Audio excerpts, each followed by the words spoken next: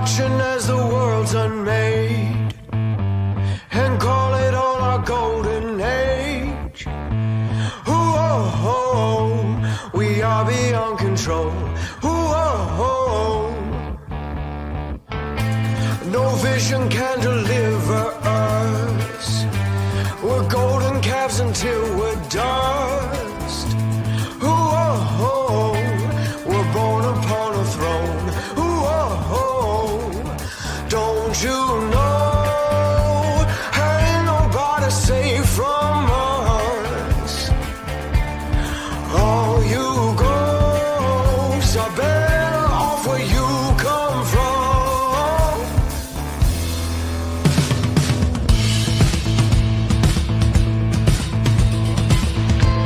And I set out to tame the land with lion teeth and jaws of lambs. Ooh, I'm drunk on the control. Ooh, until the fiction wastes away, until there's nothing left uncaged. Ooh, and I am on my own. Ooh, don't you know? Ain't nobody safe from us. All you ghosts are better off where you come from. Oh.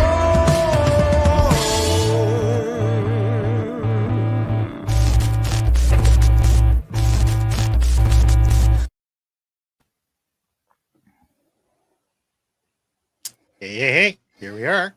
We are back. How's it going, Mikerowaveable? Hey, Weathers. Things are good. Yeah. Happy Wednesday. Yes, it's It's- Wednesday again. We're Back almost to hump day.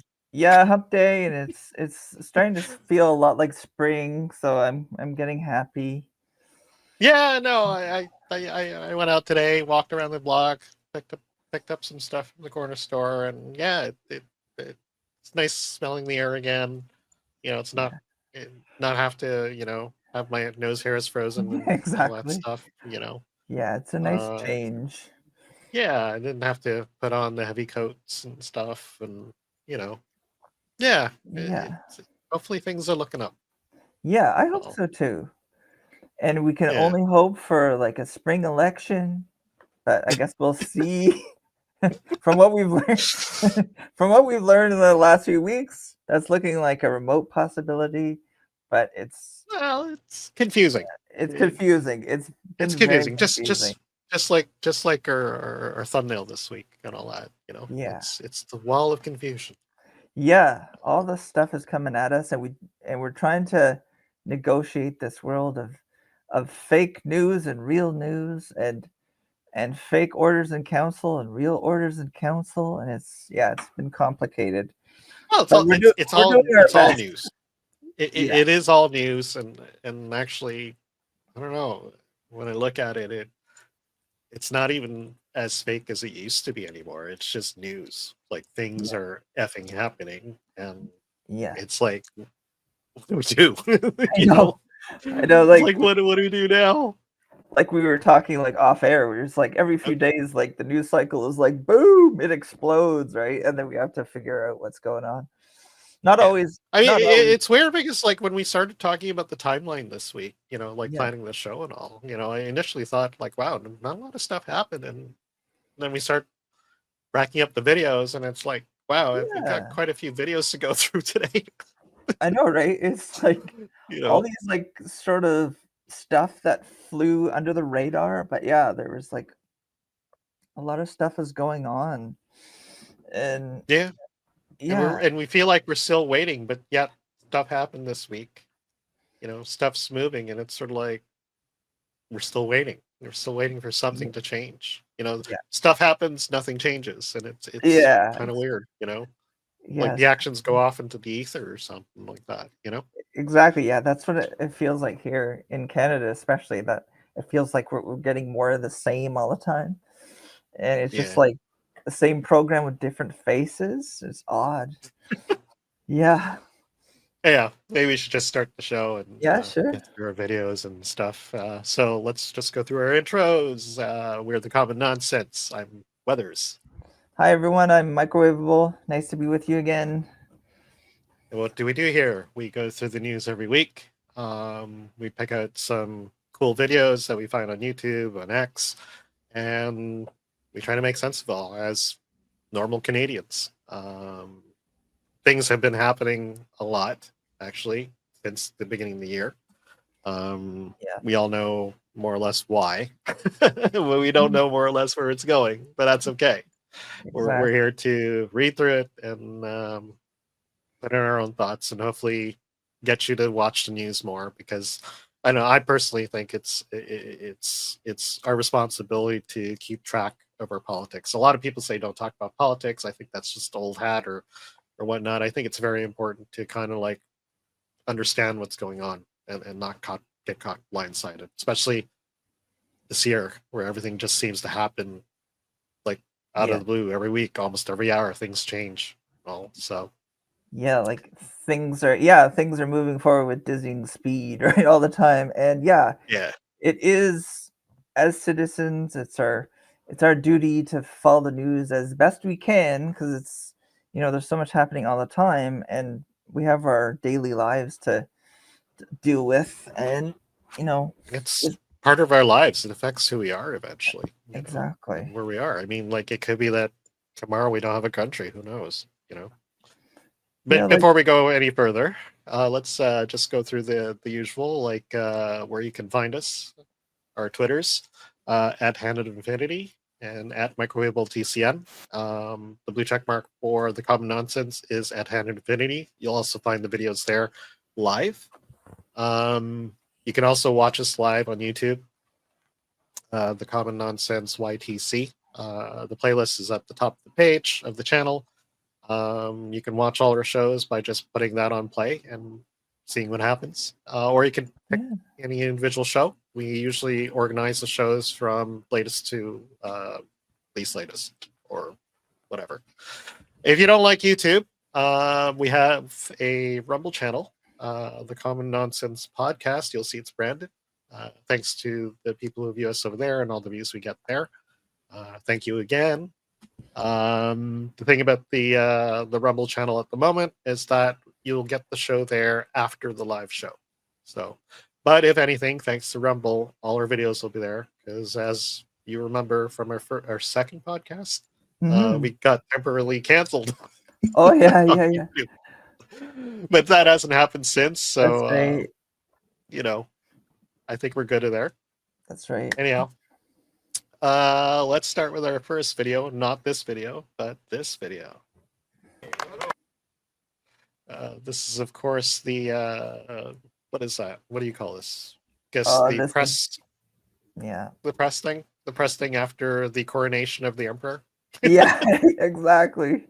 Yeah, this is this is basically after Mark Carney's swearing-in ceremony at Rideau Hall, where the Governor General's residence, basically they set up this sort of podium lectern, and you can see everybody standing there, Carney's new cabinet, because in the Canadian system, because Trudeau resigned and the Liberal Party had their leadership race, Trudeau formally stepped down, and as a result, you have a dissolution of the Trudeau federal ministry. So Carney, was, essentially handed the prime ministership, and he had to reconstitute or form a new cabinet. So this was just after Carney himself got sworn in by the Governor General, Mary Simon, and his cabinet. So they went through all this, and this is just in front of Rideau Hall, and he's just about to step to the lectern to give his address, his victory speech. That's it. Yeah, all right, exactly. So let's go through it. There's let's see, it's about 5 minutes. Okay, let's go through it. Let's see what it says.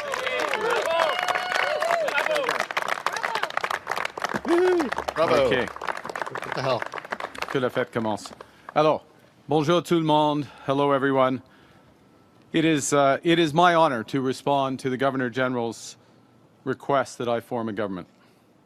and it's a solemn duty to serve as Prime Minister at this time of great consequence for our country. The ceremony we just witnessed reflects the wonder of a country built on the bedrock of three peoples: Indigenous, French, and British. The opening and closing prayers evoke the original stewards of this land. They remind us of the deep roots from which we grow and underscore the values to which we aspire. The office of the Governor-General links us through the Crown and across time to Canada's proud British heritage. Et la cérémonie s'est déroulée dans nos deux langues officielles. Notre identité bilingue nous rend uniques et la langue française enrichit la culture. On these foundations, Canadians have built a dynamic nation that celebrates its diversity, that cares for the vulnerable in society, and that always strives for a better tomorrow. Ce nouveau cabinet est pleinement conscient de nos responsabilités pour renforcer les fondations de notre nation durant cette crise et pour bâtir un Canada encore meilleur. I need to pause, man. I know. So it's hard to listen to him, right? Like his Well, I'm trying not to be negative here, but it's like listening to Kamala Harris, you know? yeah. Like, yeah, I get about speaking about the culture and going in front of people and reminding people about being Canadian, and it's like all the things he's talking about are just like the obvious and nothing about, you know, what it is truly to be Canadian. You know? It's like, okay, I get it. He mentions the Indigenous people, the French and the English, and then tying the cultures, and it's like, but that's not Canadian. I don't know about you, but you know, I feel like it's interesting that he did begin his speech with talking about like our cultural heritage from our British past. Like, I'm surprised he even said that. And the fact that Really? he acknowledged that, you know, like the country was founded by a British, French, and Indigenous, but then like he undercuts it with, you know, diversity is our strength sort of thing, which is sort of like one of those, like almost like a boilerplate acknowledgement that you have to articulate as like a politician in the modern age, right? So, and then he gets into it just feels so empty. You oh know, yeah, it's like, he's not very dynamic speaker, right? Like we've seen him over the last few weeks, and he's dull as toast. He's like Mr. Burns addressing the power plant, like the nuclear plant, like and his French is like, I know in I've said this before, in Canadian politics, like the emphasis on French speaking is a little bit overblown and it's overemphasized, and yet his French speaking isn't that good. You would think that someone who's supposed to be as cosmopolitan and globalist as Carney would be a better French speaker, but it doesn't matter. yeah. But yeah. And I feel like he's invoking tradition, and yet, ironically, it's almost like with his installment as prime minister, they've really kind of bypassed like the traditions of our Westminster system in many ways. They're sort of like skirted the rules. And Well, you know what I mean? it just Like, seems so like theater. It's all theater. it is. You know, it's, you know, It you're running a script and you're trying to wow people by distracting them with the fact that this is what it means to be Canadian. There's three cultures here, and yeah. I don't know any Canadian who ever talks like that about Canada, really. And you know, yeah, and from the Liberals' perspective, it's very interesting with them right now because they're really wrapping themselves in like these vestiges of our cultural heritage when it suits them to do so, right? Like, so they give a little lip service to, you know, our our heritage, and yet we know that they're not.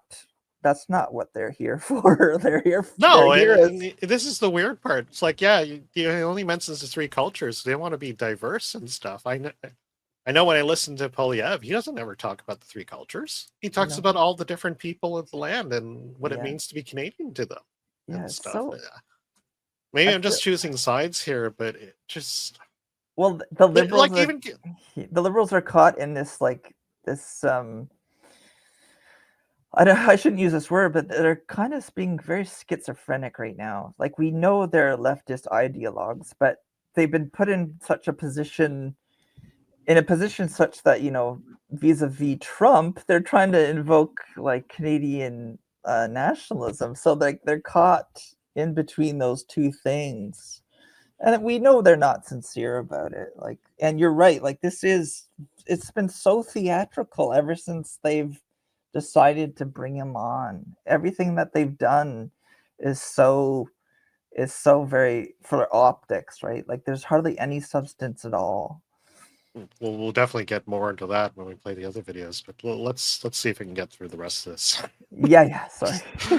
No, don't be sorry. Okay, it was me. Qualifié qui servira au sein de mon gouvernement et qui défendra les valeurs qui nous tiennent au cœur. Notre gouvernement changera notre façon. His French is so awful. It's terrible. Anyways, yeah. This is coming from an Anglo too, you know. I know, me too. I'm an Anglo. De travailler se concentrera sur l'essentiel et adoptera une approche axée sur l'action pour relever les défis devant lesquels nous faisons face. Canada's new government is changing how we work so we can deliver better results faster to all Canadians. We have new ministers with new ideas ready to respond to new threats. What? New ministers? What is he talking about? They're the same ministers. I know. Like there's like, so many. Talking about? There's so many. Look, there's Freeland right there, nodding her head away. There's Annette, you know, just standing right there. These are all the same people. Yeah. It was so funny, eh? Like, remember this past week, Marco Rubio went to the G7 and Melanie Joly was at the G7 as well, right? And Marco Rubio said, well, yeah, Melanie Joly, blah, blah, blah. And Melanie has to go, like, fly out to be sworn in because it was on this day he did that presser. And, right. And sure enough, yeah, Melanie Joly is, has been, you know, reappointed to cabinet in this new ministry. But she was, like, Minister of Foreign Affairs during Trudeau's tenure. So, yeah, it's a lot of recycled ministers. Yeah, it's more of the same, basically. Yeah. To seize new opportunities. Canada's new government is focused on the things that matter most to Canadians. Growing more higher-paying jobs, improving affordability, and making Canada more secure. Like, it took him like 3 terms to realize this is what Canadians want. I mean, it's just really frustrating to hear him talk about stuff like that.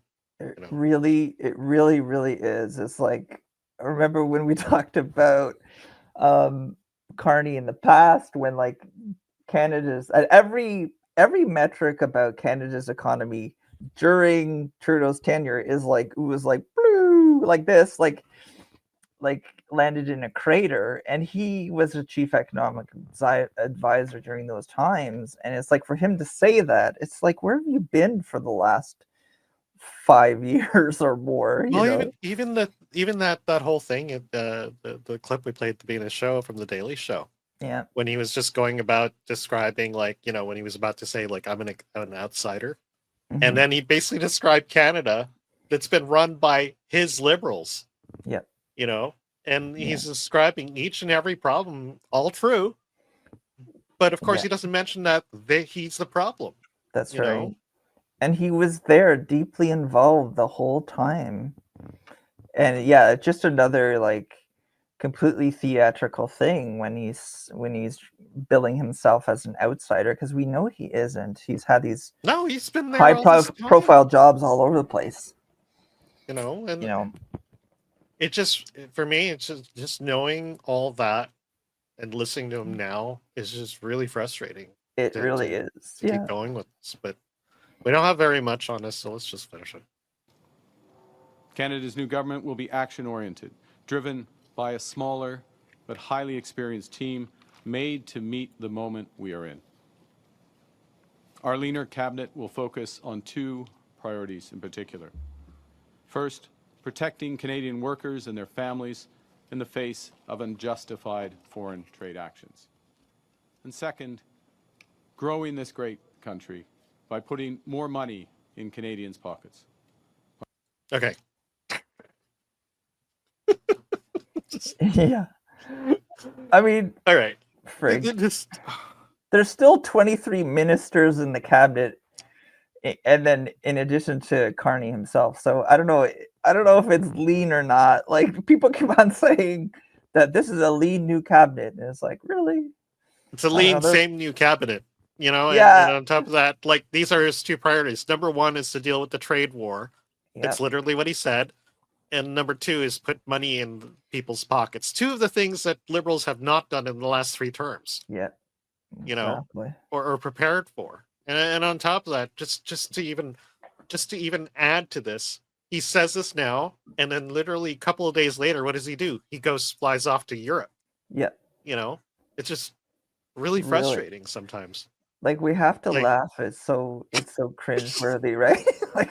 like I mean, we've talked about this in our past shows, that the standard of living in Canada has gone down precipitously since 2015, since Trudeau got in. I saw a bar graph by country, and they were doing it by economic growth, and Canada was dead last out of like something like 10 countries. Like, the United States had the biggest, and Canada's economic growth like stalled because we're being beaten by like countries like India, and I totally get it.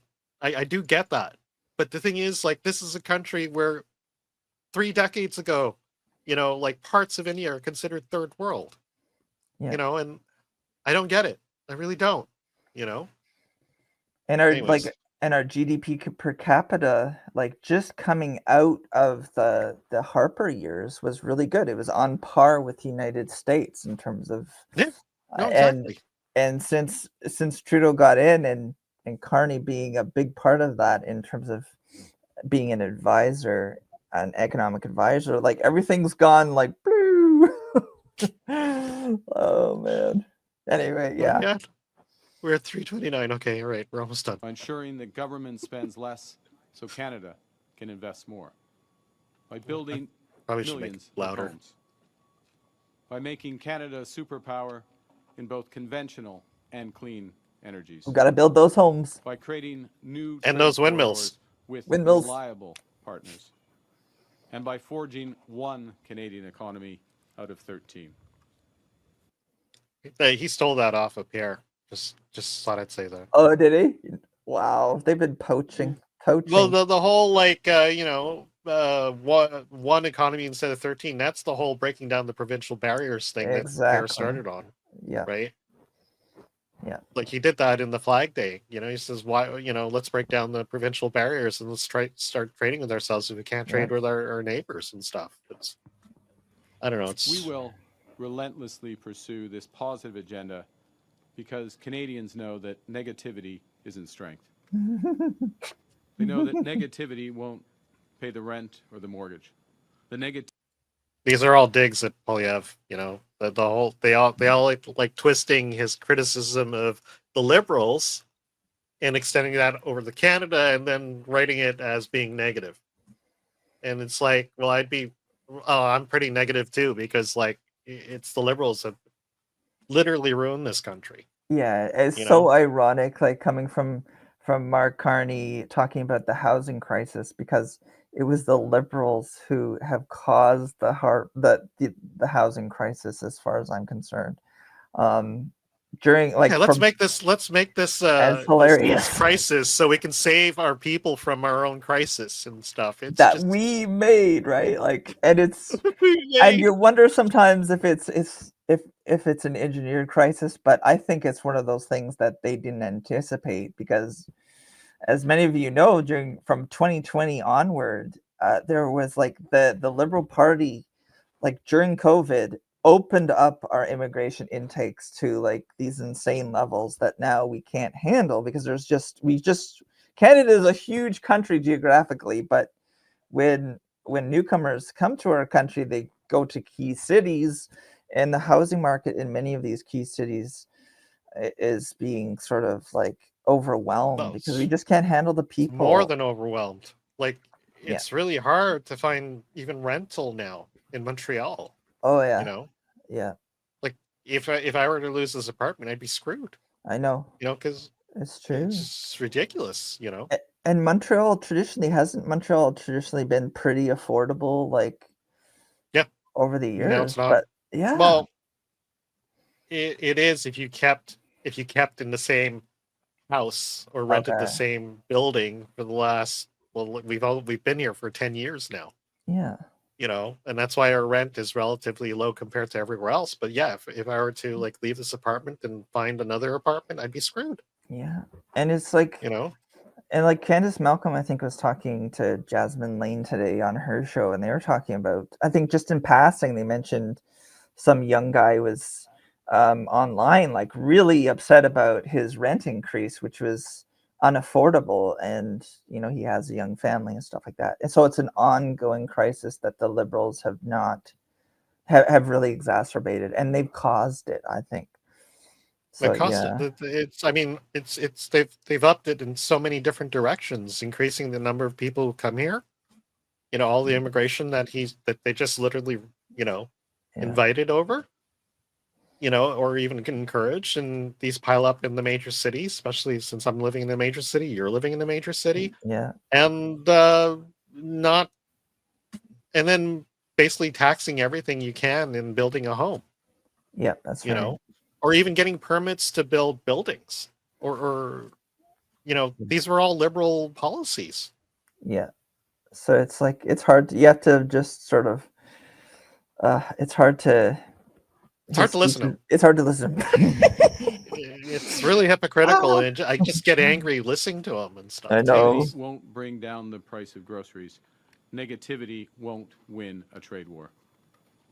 We know that by building together, we can give ourselves far more than anyone else can take away. Nous sommes maîtres chez nous. Notre pays est Canada fort. Et notre gouvernement est uni et fort. Nous commencerons immédiatement avec notre première réunion du cabinet. We'll get to work. Our country is Canada strong. Our government is God, I united hate that. and strong. And we will immediately get to work with our first cabinet meeting as soon as I respond to a few of your questions. Thank you very much. That was so inspiring. Not, It's like, that slogan, "We're Canada strong." And what the fuck does that mean?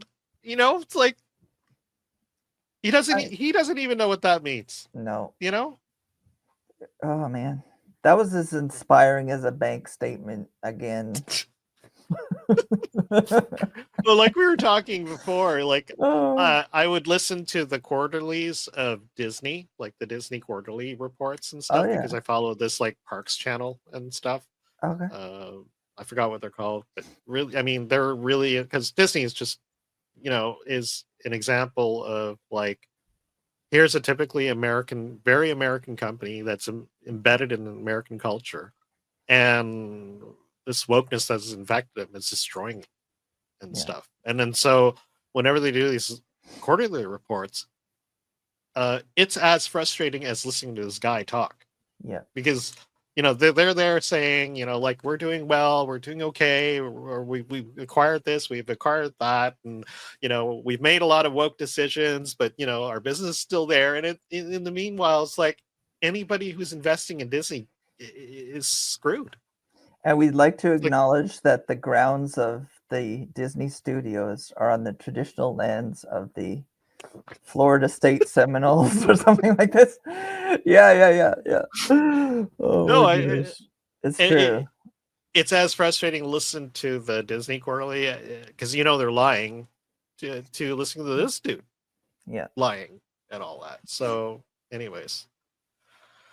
So he does have a question period after this, and probably the only thing worthwhile playing is this next clip That's right. on the question. So let's play it. Yeah. Hi, Prime Minister Tom Perry with CBC. Can I ask you what your plans are for the next few weeks? Are you going to be bringing back the House?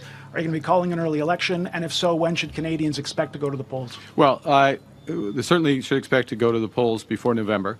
And you can hear them laughing right there. The news today is behind me. An exceptional group of individuals who are serving Canada, united, focused cabinet, focused on action, focused on the issues for Canadians. We are, as I said a moment ago, we will be going to take some decisions which directly meet some of the objectives I set out in my remarks and we've been discussing. That's the news for today. There will be other news in the coming days with respect to ensuring that we have as strong a mandate that is needed for the time. Thank you. Oh my goodness. Like at the time I was watching this when it aired live, and that was the thing that really struck me, was that laughter from the assembled cabinet behind him after, Carney said we might go to an election before November, and they all started laughing. For me, that was like really the defining moment of this entire farce of a press conference / speech. It is. It's basically, it's like they don't want to have an election, it seems, right? No. Well, they have another grasp of power. They're still in power. They have we have a new prime minister, and there's a new cabinet, and they're just laughing at the facts. Like, you haven't gotten rid of us yet. Yeah, we're still here. More or less mocking the Canadian, the Canadian citizens who they were cheated out of voting this guy, either in or out. And we've been cheated. We have been, and it's amazing that a CBC reporter actually asked the question, "Are we going to have an election soon? Like, when are you going to bring back the House on the 24th?" Because, as you know, as everyone knows, that the House isn't sitting. I know we've said this every week for the past 11 shows, that the House of Commons is prorogued, Parliament is prorogued, and so there is, we are wondering, is the House going to sit again? And he hasn't committed to whether or not he'll bring back the House, and we need to have a sitting House of Commons. We need question period right now. We need an election. Well, we need a say in it, and the Liberals have basically cock-blocked the rest of Canada by proroguing Parliament. Even to this point, even during the fact that the United States have basically declared a tariff war on us. That's and right. Parliament has not been back, and so everything is running an automatic at this point. Yeah. Who's driving this ship? Nobody knows. Oh my goodness. It's like, no, we're just riding the ship. It's on automatic right now. And we're just making the best of it right now. Everything's a good party here. That's what I get from the faces of these people. It's really frustrating. And stuff, it's like, what's that off in the distance? Oh no, it's Niagara Falls. We're gonna go over the cliff. That's what it seems like. But so, oh my goodness. Yeah. Anyway, so that wasn't the end of the day. They, of course, after this, they had their first cabinet meeting, and of course, more theatrics. Au champ du cabinet, c'était la première réunion de nouveau cabinet du gouvernement du Canada, et nous avons déjà pris une grande décision. We've already taken a big decision as this cabinet, because this is a cabinet that's focused on action. It's focused on getting more money in the pockets of Canadians. It's focused on building this economy with all the tools that we have here. So based on the discussion we've had, and consistent with the promise that I made and others supported during the leadership campaign, we will be eliminating the Canada fuel charge, the consumer fuel charge, immediately. and we will be ensuring that those Canadians who have received rebates will continue to receive a rebate in the next quarter. The next payment is before the end of April. This will make a difference to hard-pressed Canadians, but it is part of a much bigger set of measures that this government is taking to ensure that we fight against climate change, that our companies are competitive, and the country moves forward. So it's my honor, on behalf of my colleagues, to sign this. So yeah, more theater, and just to put some background behind this. This is typically not something we do in Canada. This whole bringing in the press within the cabinet meeting just to see all this is theatrics, because I don't think any other cabinet has ever done this in Canada. Am I right? No, that's right. All right. Like you're spot on correct about that. Like Carney here, like these are supposed to be the cabinet meets in camera. Usually, like it's sealed off from the outside world. You don't get cameras in to cabinet meetings. This is purely theater, as you said. This is optics that are trying to mimic President Trump's executive order signing. So this is very, very odd. It doesn't happen in Canada's system. Like this is almost like either Carney or his handlers or a combination thereof decided that why don't we just pretend we're making a Trumpian type executive order signing, but this is something that doesn't happen in Canada. And the document that he signed, it doesn't have any legal weight. The document he signed isn't a document. It's a fake piece of paper that they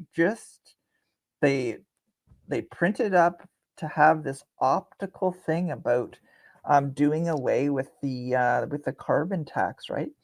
And it turns out that he actually ended up in camera the next day signing it, or like they put together an executive order in council to reduce the rate of the carbon tax to zero, but that was a far more complex document that went through the proper channels. This is nothing. Well, it kind of actually looked like a spreadsheet, if you ask me. I mean, that thing they actually ended up signing. But I mean, this is all theatrics. I mean, everything from notice the red folder, just like Trump had the black folder, right?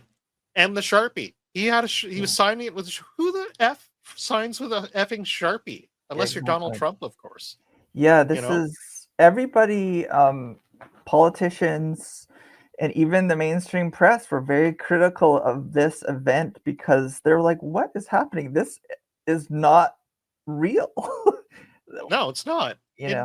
None of this is real. And it's really insulting to think that this man thinks he can wow us by, going through the motions of people he sees on TV and putting all the theatrics up. It's like an insult to my own intelligence. And I expect better of most Canadians to see through this. Yeah.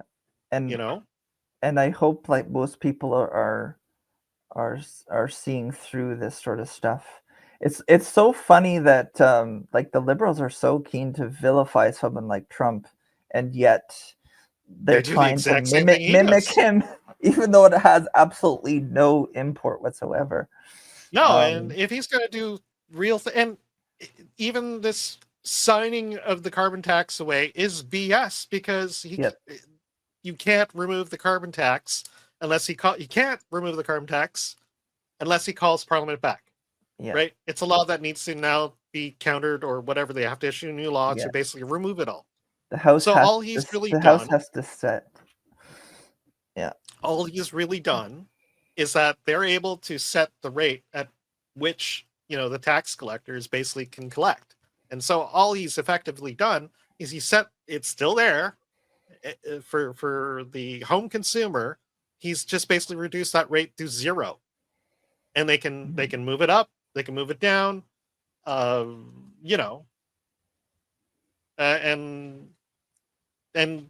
yeah, I mean, but it's still there. And later on, after he wins an election, he can easily go back and just put that tax back into effect again. Put it back to whatever number they set it at.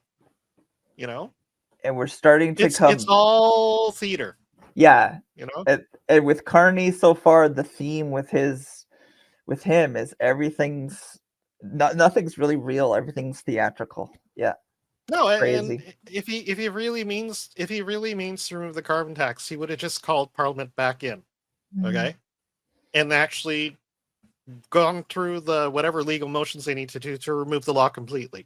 But no, Yeah. he didn't do that, and he just basically thinks that we're stupid enough to think that he's removed the carbon tax when he really hasn't. And on top of that, the carbon tax is still being applied to industry. Yeah. So stuff like farmers, they still get the carbon tax. And guess where that cost goes to?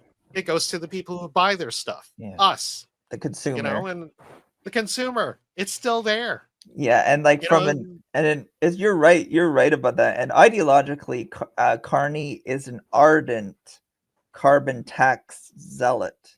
That's one of his. He wrote the book on it. He literally wrote a book on it. Yeah. You know, what's it called? Values or My Values or some stupid name like that? Yeah, and it's all about him taxing the world and making money off. Literally. Yeah. It's crazy. So yeah, this was pure theater.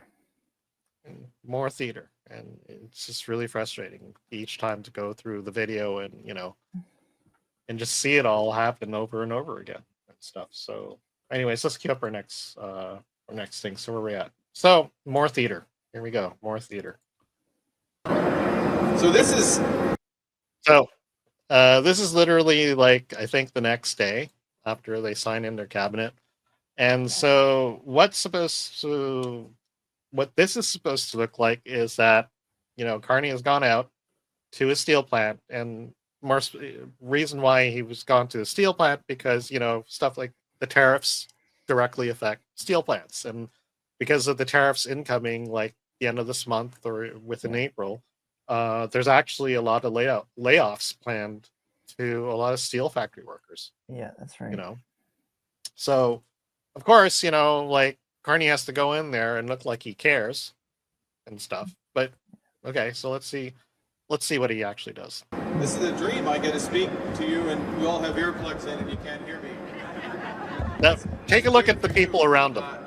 Listen, and we'll talk about it more afterwards. I came here. I wanted to come here today. Mark Carney, by the way. I wanted to come here today because this is such an exceptional company, and it's an exceptional company because of you, because of the workers and the relationship that Dofasco, ArcelorMittal has always had with its workers. I first came to this site, obviously not to this line, because this represents hundreds of millions of dollars of investment and ingenuity. But I first came to this site 30 years ago, when Dofasco was also a leader at that time, and the workers were the leader. And today is a difficult day for Canada. It's a difficult day for the industry because of these unjustified tariffs that have been put on. We and my colleagues in the government want to make absolutely clear that we stand foursquare with you in this. We won't do anything to actually help you out. But, Sorry. I'm just putting words into his mouth. But the people around him right now aren't real steel factory workers. So you probably noticed that this woman on the left, the Indian woman to the left, is one of his ministers. I believe Anant is her name. Yeah, that's right. Right. And Karina Gould is on the far yeah, left there with her being long cut hair. off. Yeah, that's Karina Gould. And these other two bozos over here are probably more of his ministers. Yeah, all dressed up as steel workers. Yeah. Notice all their uniforms are all clean. Yep. They're LARPing.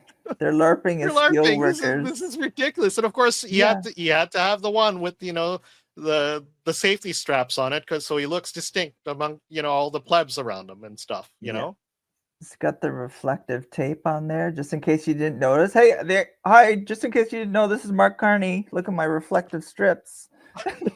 I mean, and the irony is that the Liberals have been really exacerbating the trade war because they want this trade war with Trump. They want, they haven't been engaging with Trump other than to call him names and Justin Trudeau has been talking to him at the very last minute when he absolutely needed to.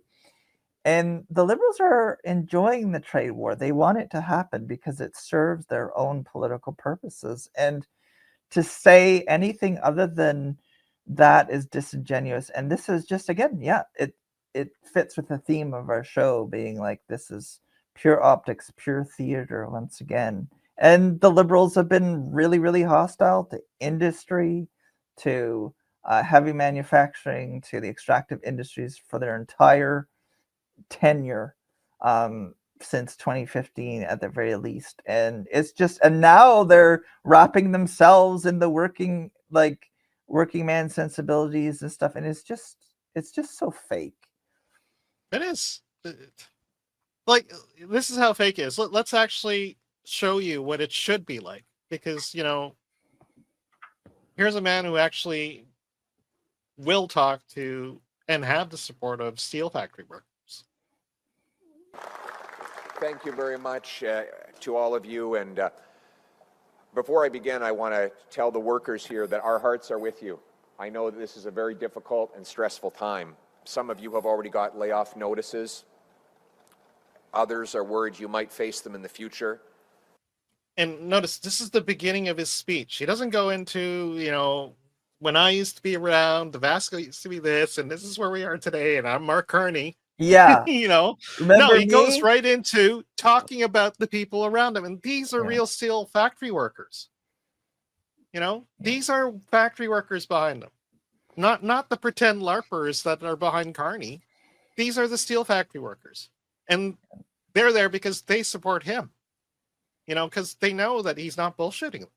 Yeah. You know, Yes. Such a stark contrast between the two events. It's crazy.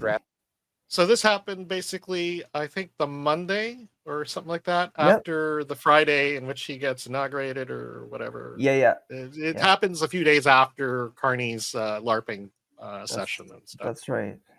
You know, we'll play a bit more of Poilievre's speech, but you don't know what's going to happen. I want you to know that Canadians are with you. We will fight for your jobs, and we will make sure the supports are there in the event of layoff. We'll make sure that EI provides payment promptly to help you keep food on the table, and we will work to get you back into a paycheck as soon as possible. And I once again say to Donald Trump, why would you go after these people? These are great Canadian people. American workers, just like them, are going to lose jobs if this continuing trade war insanity goes on. There is no good reason to do this to these good people. Stop the terror. And he constantly doesn't talk about himself. He's talking about the people who he cares about. Yeah. You know. Whereas Carney, it's sort of like, yeah, we'll do our thing. You know, you can depend on us. We have I have a new staff behind me, you know, and we're going to do something.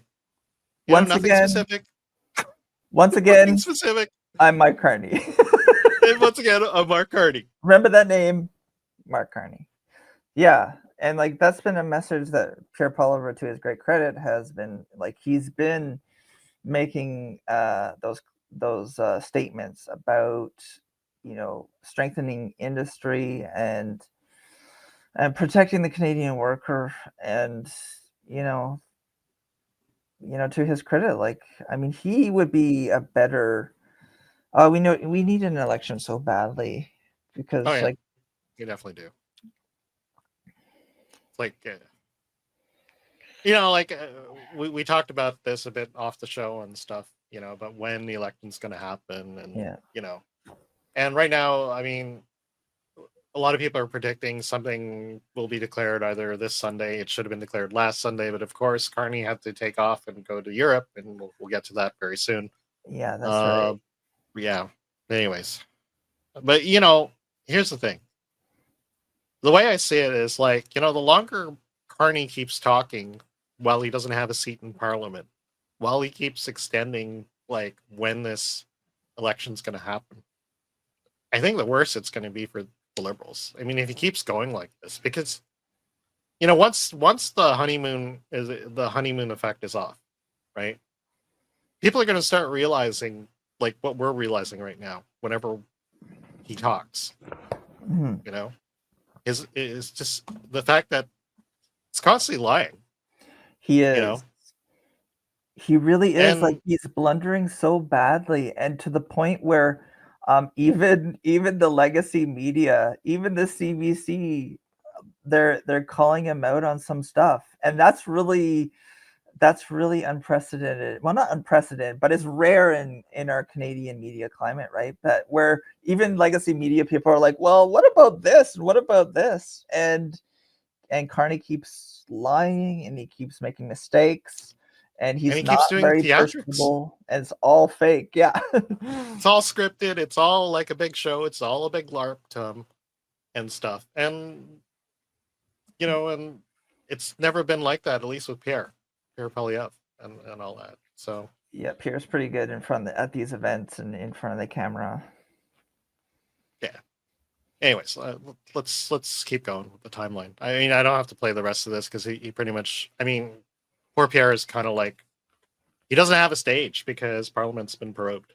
That's right. And so, I mean, he takes his opportunities to come back and remind people of the conservative message and all that. And I know some people might like peck at him for, you know, doing the 3-word what do they call it, slogans and all that. I saw somebody the other day that I know just basically comment on that, you know, like they like using those slogans and all that. But I mean, like, I don't see any problem with it, especially when you know what he means when he says that.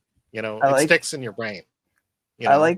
I really like when you know, I'm being a bit partisan here, but I really like it when Pierre Poilievre takes the podium or Michael Barrett comes out and does his little pressers at the West Block on Parliament Hill. He starts off with carbon tax Carney. Yeah. I love it when they do that. Yeah, I think it does work. It is. It does carbon work. tax Carney. Yeah. You know, but certain people might look at. I mean, I used to look at stuff like that as like disingenuous, and I know I've known people to use that, and of course, unless I fully know who they are, you know, I might take that point of view. It's like you're just using slogans. Why don't you just use real talk? And yeah. Anyways, it goes. I don't know. I'm on the fence on like using slogans and stuff, but I mean, at least when Pierre uses his slogans, I know he means it. I know what he means by it. And he's gone into detail behind what those slogans mean. So I'm okay to go past it. I always get the impression with Pierre Poilievre's pressers, like I feel like, you know how when they talk about like shadow banning or throttling people on social media, I get the impression that, you know, like it's almost like the Conservatives are relegated to outlets like CPAC and social media to try to get their message out there, because like you don't see these events unless you go looking for them. Like they're not covered the same. Well, they way. definitely won't show up on the CBC, despite how much money we give them. No, exactly. You know, and even if like Pierre Poilievre or, you know, when Stephen Harper did, like Stephen Harper as a conservative, like he increased funding for the CBC during his tenure, but they still hated him. And I think it would be a good idea if Pierre Poilievre went on something like Joe Rogan, because I think I heard somewhere that Maxime Bernier from the People's Party of Canada might go on Joe Rogan coming up. I guess we'll see if that actually happens. Yeah. Wow. But I don't know if that's going to happen or not. But it's possible. I hope Pierre does it. I can see that.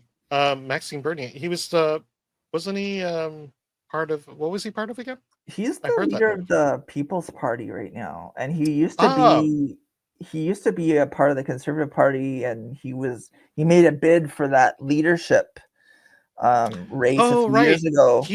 But he lost. Ran with you know who he ran with, eh? He ran with Viva Frei. Oh yeah, okay. Because that's how I know the name. Wasn't Viva Frei like a former member of the People's Party at one point?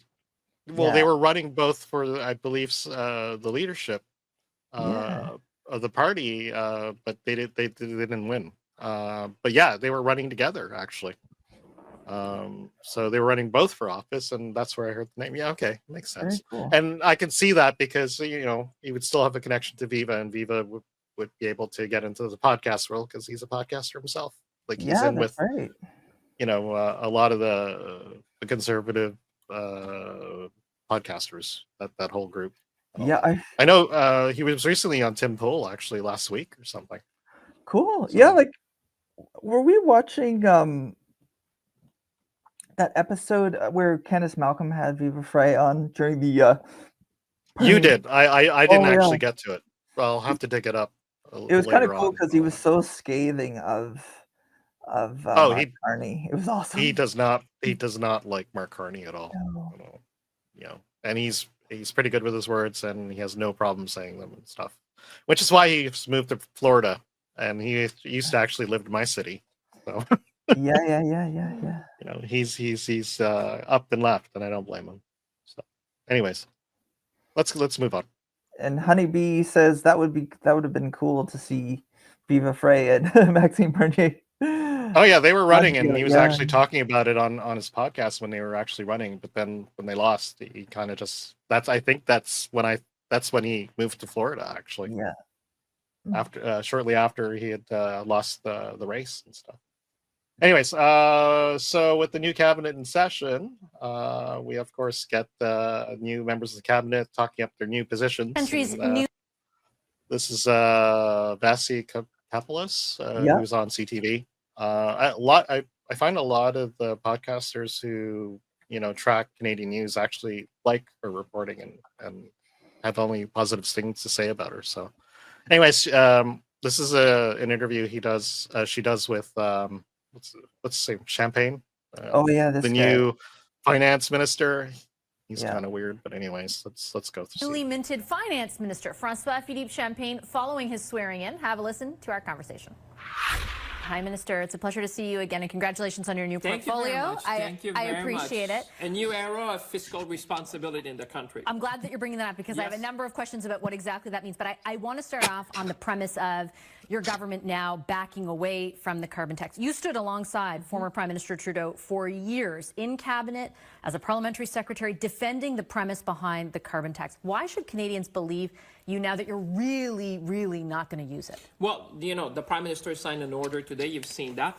But I would say the worst thing we could do is not to change our approach when the world is changing. The world has changed massively in the last 6 weeks. I mean, you've seen our closest ally and partner turn its back on us. Geopolitics is changing. So in line of the change in the world, I think Canadians expect us to be pragmatic. You look at what you were doing. We're still very committed to do a number of things for climate change. I still believe this is really the issue of our generation, of our lifetime. But at the same time, there's different ways to do things. I think the Prime Minister spoke during the campaign, and today he signed an order. But I would say it's just a reflection of how we have to adapt to a fast-changing world. People at home understand how things have changed in 6 weeks. It's almost unprecedented. So we're pragmatic. We're changing our approach. We still focus on reducing carbon, but at the same time, we're taking a different approach. I guess with all due I don't know. Yeah, I don't think people who are having a hard time making ends meet would agree with him about the primacy of climate change on the hierarchy of needs, right? Like, No, I know it's ridiculous. No, and what it comes across to me is like they're doing this to buy votes. They're doing this to get people to they've hacked this new Liberals have now done away with the carbon tax, but the carbon tax is still there. It's just that it's zero right now. Yeah, it's on a lever, in some room somewhere, and they've just basically put all the levers to zero for now, or everyone but the industrial one. So we'll still see that. And then later on, after they maybe win the election, they'll just go back to the levers and start pushing it up again. And those levers are supposed to change every April from this point on. And the Liberals have been completely irresponsible when it comes to the economy and for the cost of living and inflation and the overtaxation of Canadians for the past 10 years. And for him to step in and say a new era of fiscal responsibility when we're drowning in debt and no, like, the guy is an NPC.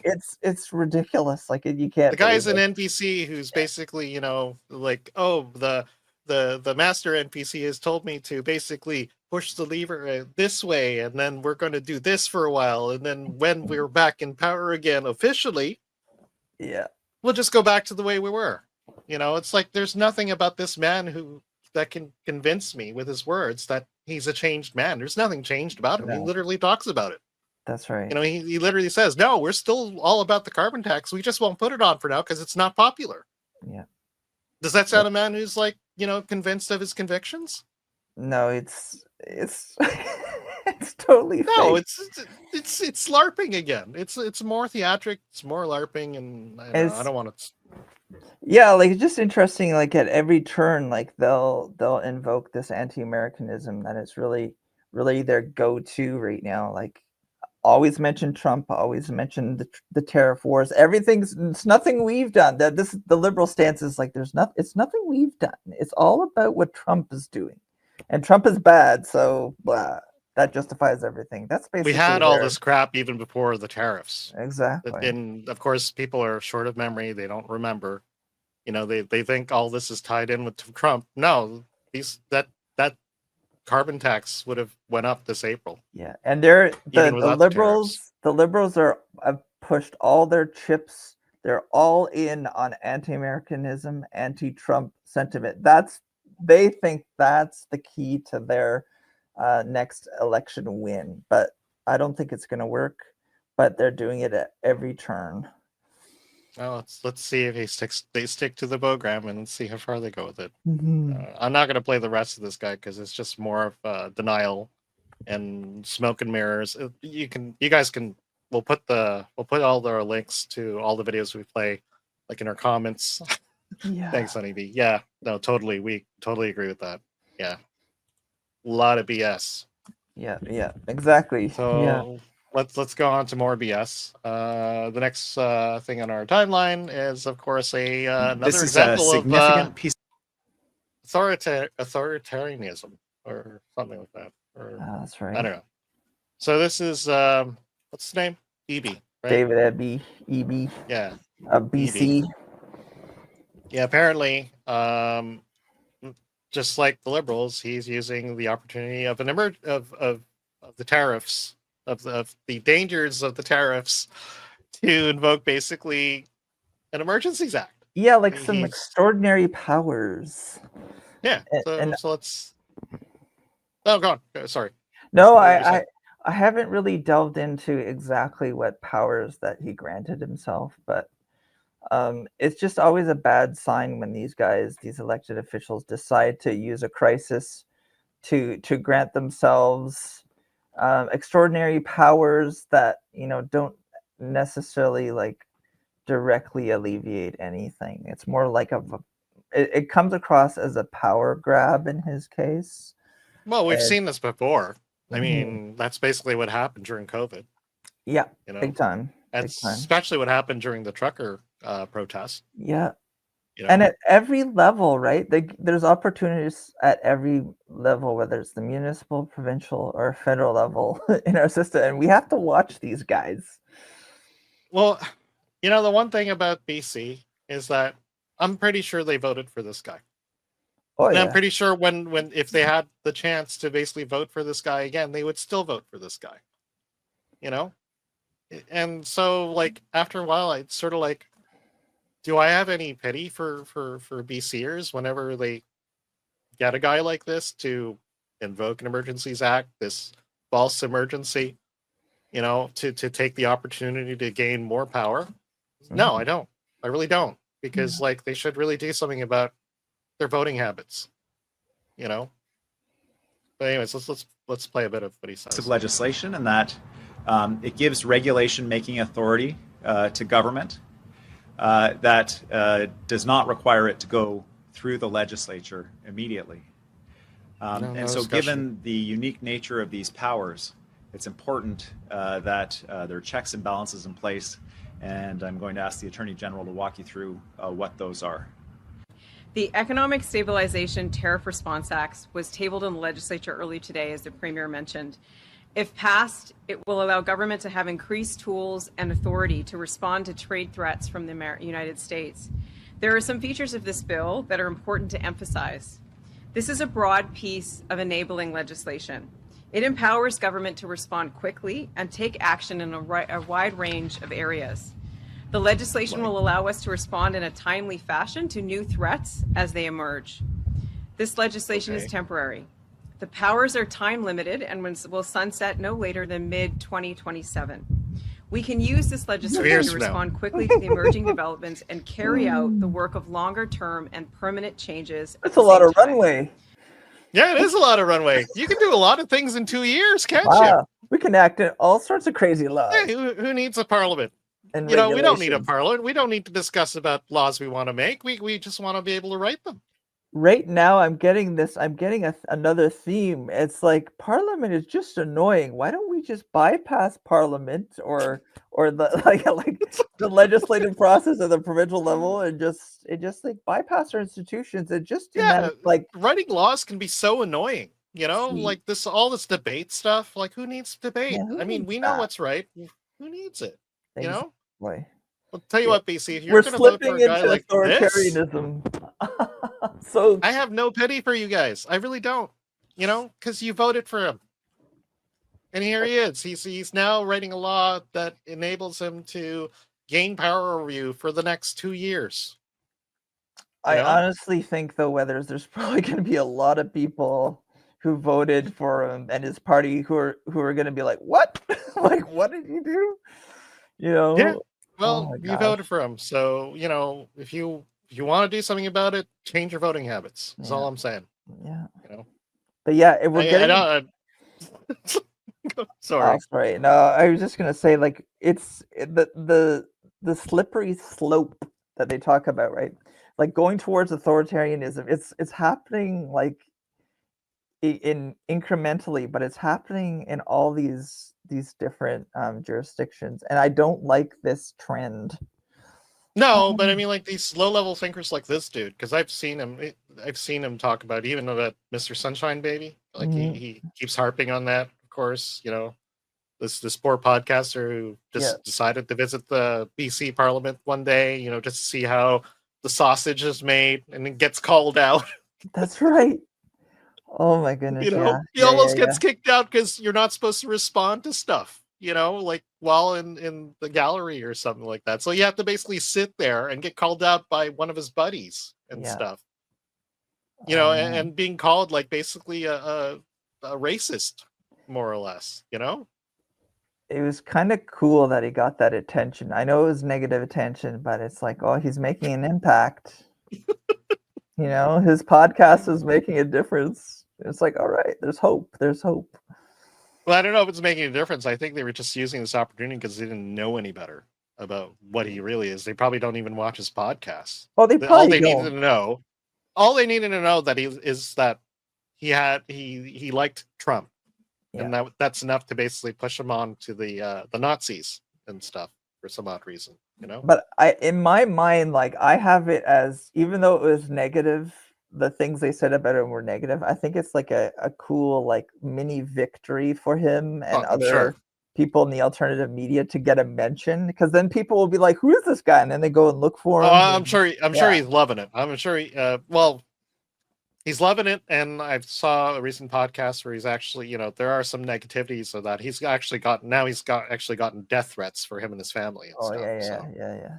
You know, crazy leftists, craziness, and whatnot. So, anyways, let's keep going. Where are we at? Oh yeah. So, with you, Mr. President. Oh yeah. So we're now, you know, if you guys remembered from the inauguration speech after being coronated as our emperor, he said that basically his two main priorities was to deal with the trade war, and what was the other thing? Even I forget now. It's like so ingenuous that I don't even remember what he said. What his second priority was. Was he talking about like just the economic situation in Canada domestically? Or no, he said his first priority was to deal with the trade war. Right. Oh, right, to expand our diversify trade. Diversify trade. Yeah, that's right. Yeah, and then, you know, like, so he decides that his best move right now, like right after being coronated, was basically to go to Europe. Which You know? is hilarious. Oh, I guess I No, watched, it I is. saw Scott Moe. Like Scott Moe is the premier of Saskatchewan right now, and there was a little short on YouTube of Scott Moe talking about Carney. Instead of going and talking to Trump in the United States, Carney goes off to Europe to meet with Keir Starmer in the UK and Emmanuel Macron from France here, the president of France. And then he was going to go to Iqaluit. And Scott Moe's like, he's going to Europe instead of going to talk to the Americans. This is not good.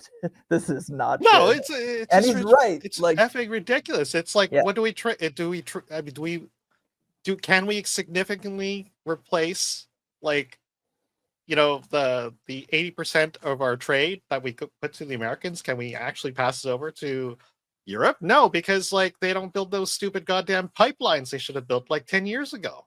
the answer is no. A resounding no.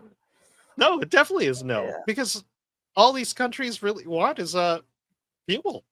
They want That's our right. natural gas. They want, and we could have been selling that. Yeah. You know, this country could have been rich over that.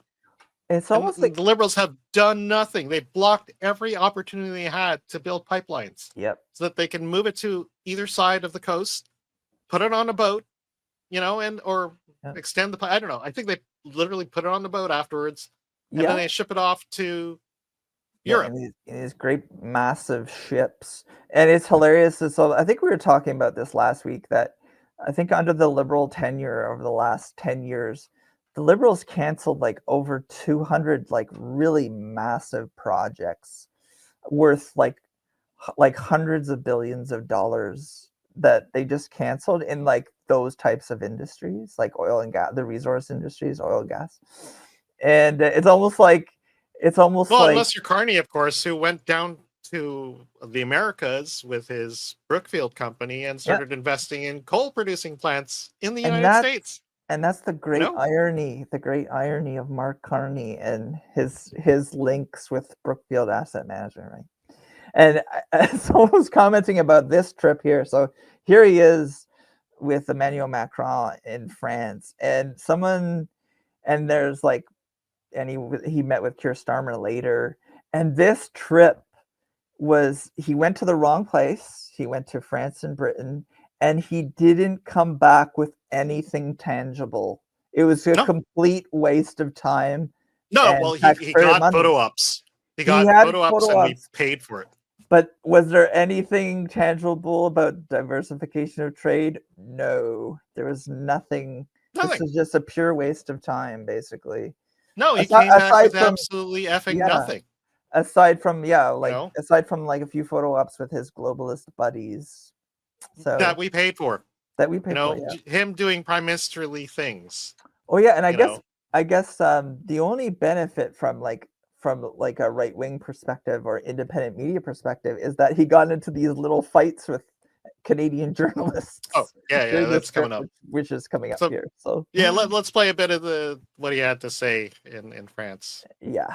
Although it's probably going to be a struggle like his coronation speech, but let's do that. President, I want to ensure that France and the whole of Europe works enthusiastically with Canada, the most European of non-European countries. That's interesting. Determined like you to maintain the most positive possible relations with the United States. Canada is a reliable, trustworthy, and strong partner of France. For Canada strong. Which shares our values and lives them through action during this age of economic and geopolitical crisis. I think the only time I've ever heard somebody use something along the same lines is when they were describing stuff like, like Old Spice, the cologne, or maybe hard liquor or something like that. But anyways, sorry. I know, and it's so interesting that he said that Canada, the most European of non-European nations, or however you put it just there. And if that had been said by a conservative, like the left-wing press would have been all over him about that's white racialism and blah, blah, blah. But I think in that instance, Carney was saying that Canada is the most globalist leaning nation that we course. have, and it's not, he wasn't talking about heritage, he was talking about Canada's globalist policies.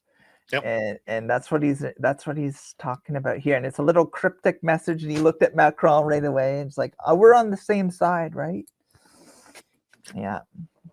And like Carney wasn't even greeted by Macron at the airport when he arrived. No, He was greeted by some other functionary, and it's kind of like a interesting dig at Carney's presence. It's like when I went on my business trips, to China, and there was like this odd looking dude with a sign. Yeah. Welcome. Welcome. Looking for this guy. Looking for Weathers. Anyways, so while he was there, this is there anything else we need to say about this? Really, because I don't think he says it really anything else. I think that European line sparked off a whole bunch of tweets online about Canada possibly joining the European Union. Yeah, and that's as a countermeasure to joining. And I hate that idea. United States. I'm really opposed to that idea. No, I don't want to take on the debt of the whole European Union. No, I don't want to be subjected to more globalist bureaucrats in Brussels. I'm against the globalist program. And Carney, you can just see him. He's trying to play up his relationship with these WEF globalist types. And it despite his supposed like really strong connections, he was kind of treated like in a lukewarm way. Do you think?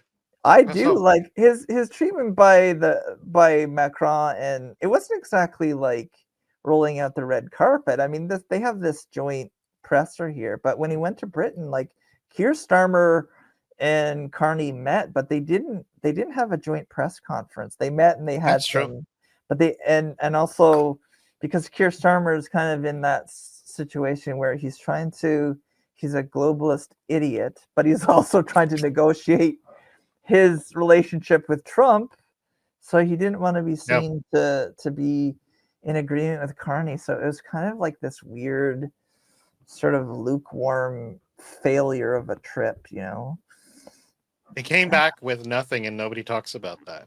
That's right. Your first day on the job, and you say your first priority is dealing with the trade thing, and I can see that if, I'm trying to drum up business in Europe, but he came back with nothing. Nothing. And like nothing signed, no promises, nothing. No contracts, nothing. And technically, like people have argued in the press quite rightly, like is Carney even supposed to be doing any of this high level diplomatic stuff while he's essentially like this in this caretaker role? The answer is no. So it's really everything's all upside down in our country. It's right no, now. But we're dealing with the liberals here who basically don't give a fuck on tradition. They like to think and wrap themselves in tradition when it suits them, like you said. But they've done everything non-traditional in the last 3 terms. Yeah, I will concede that point straight away because it's true.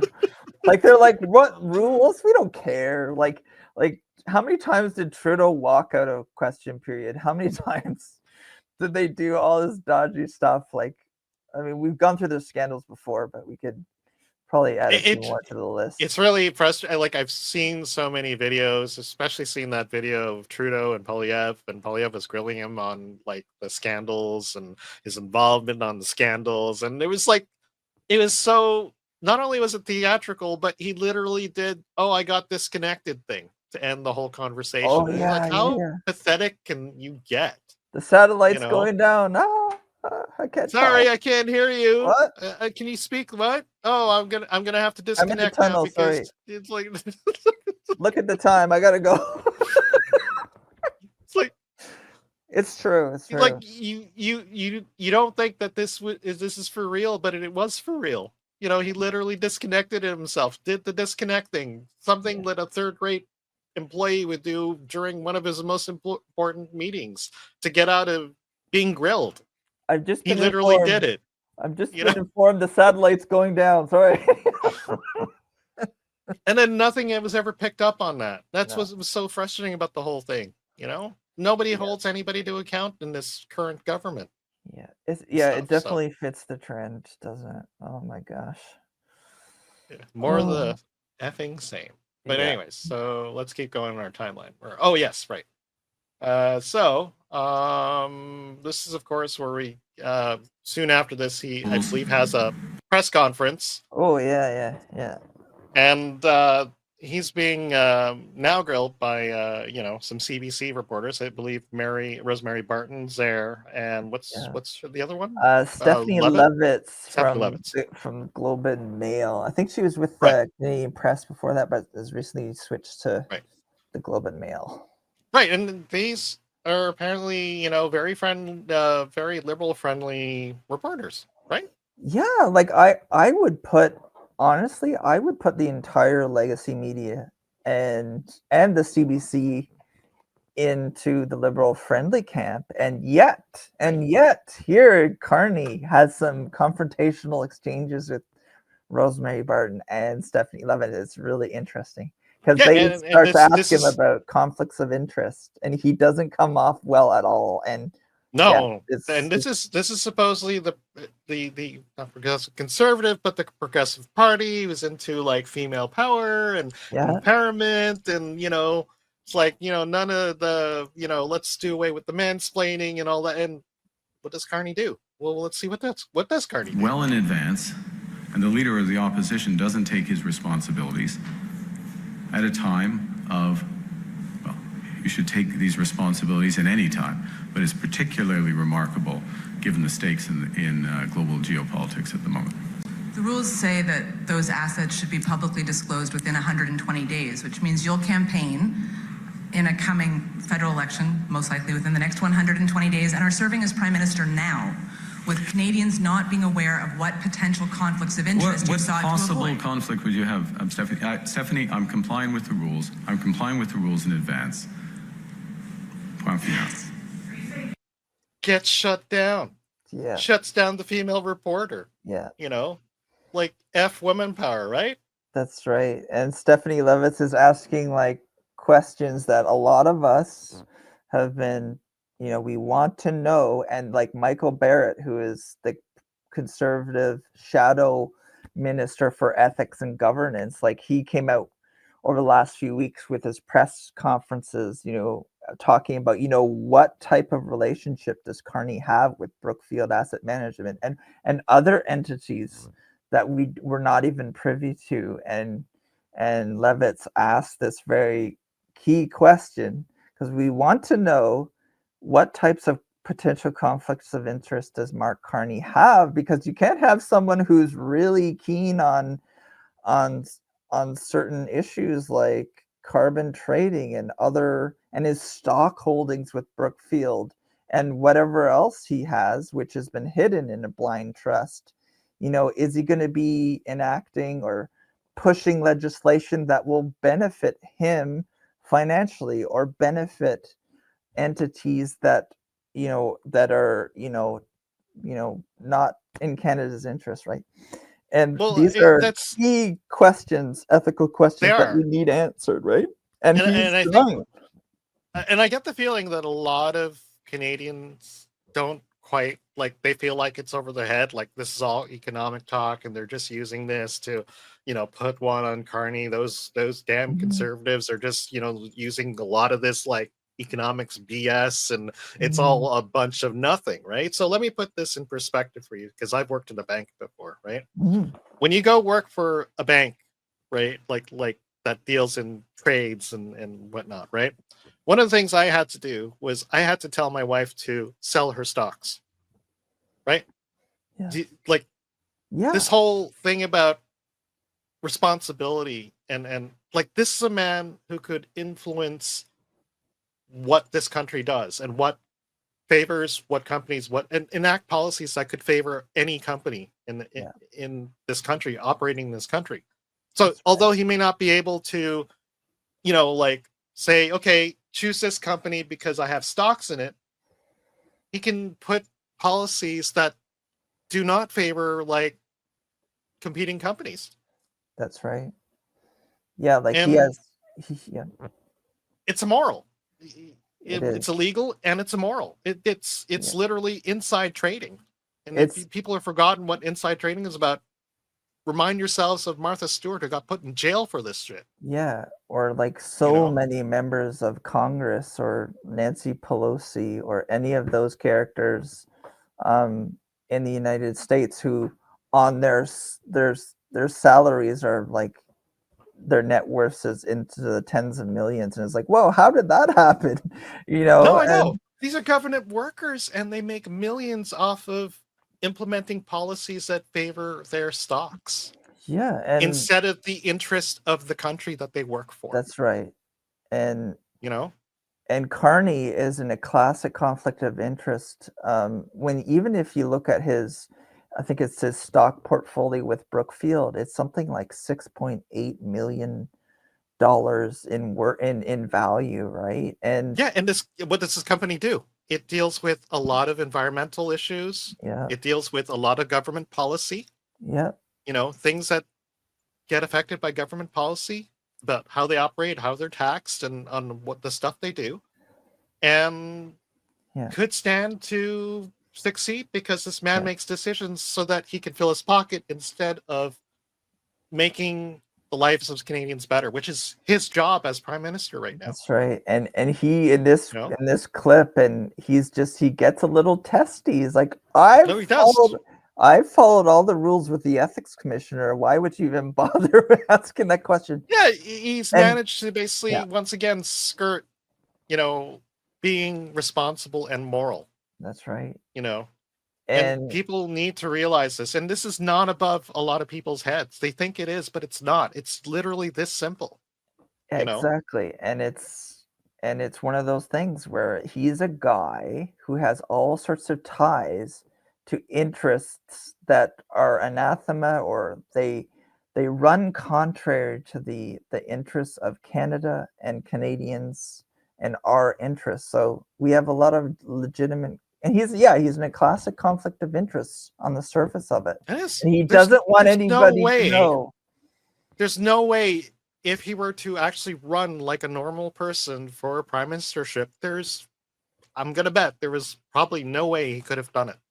That's right. Because of his conflicts of interest, of all the investments he's done. Yeah. And If that's he had to go basically through the same grilling that every member of parliament had to, he probably would have been eliminated.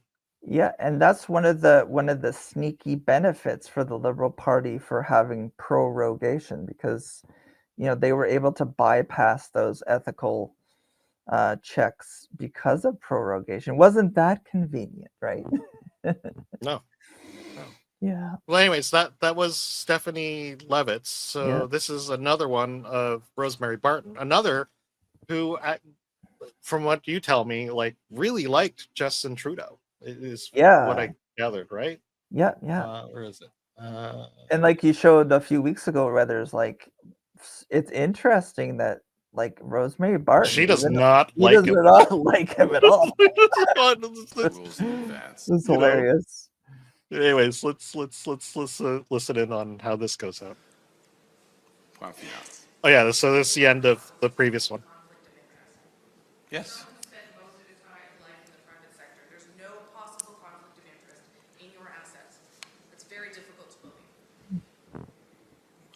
Look inside yourself, Rosemary. I mean, you start from a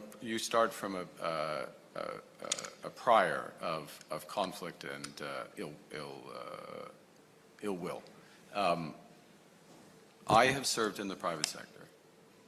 I have stood up for Canada. I have left my roles in the private sector at a time of crisis for our country. I'm complying with all the rules. Your line of questioning is trying to invent new rules. I'm complying with the rules that Parliament has laid out and the responsibilities of the Ethics Commissioner. Yeah, and he's still not being ethical.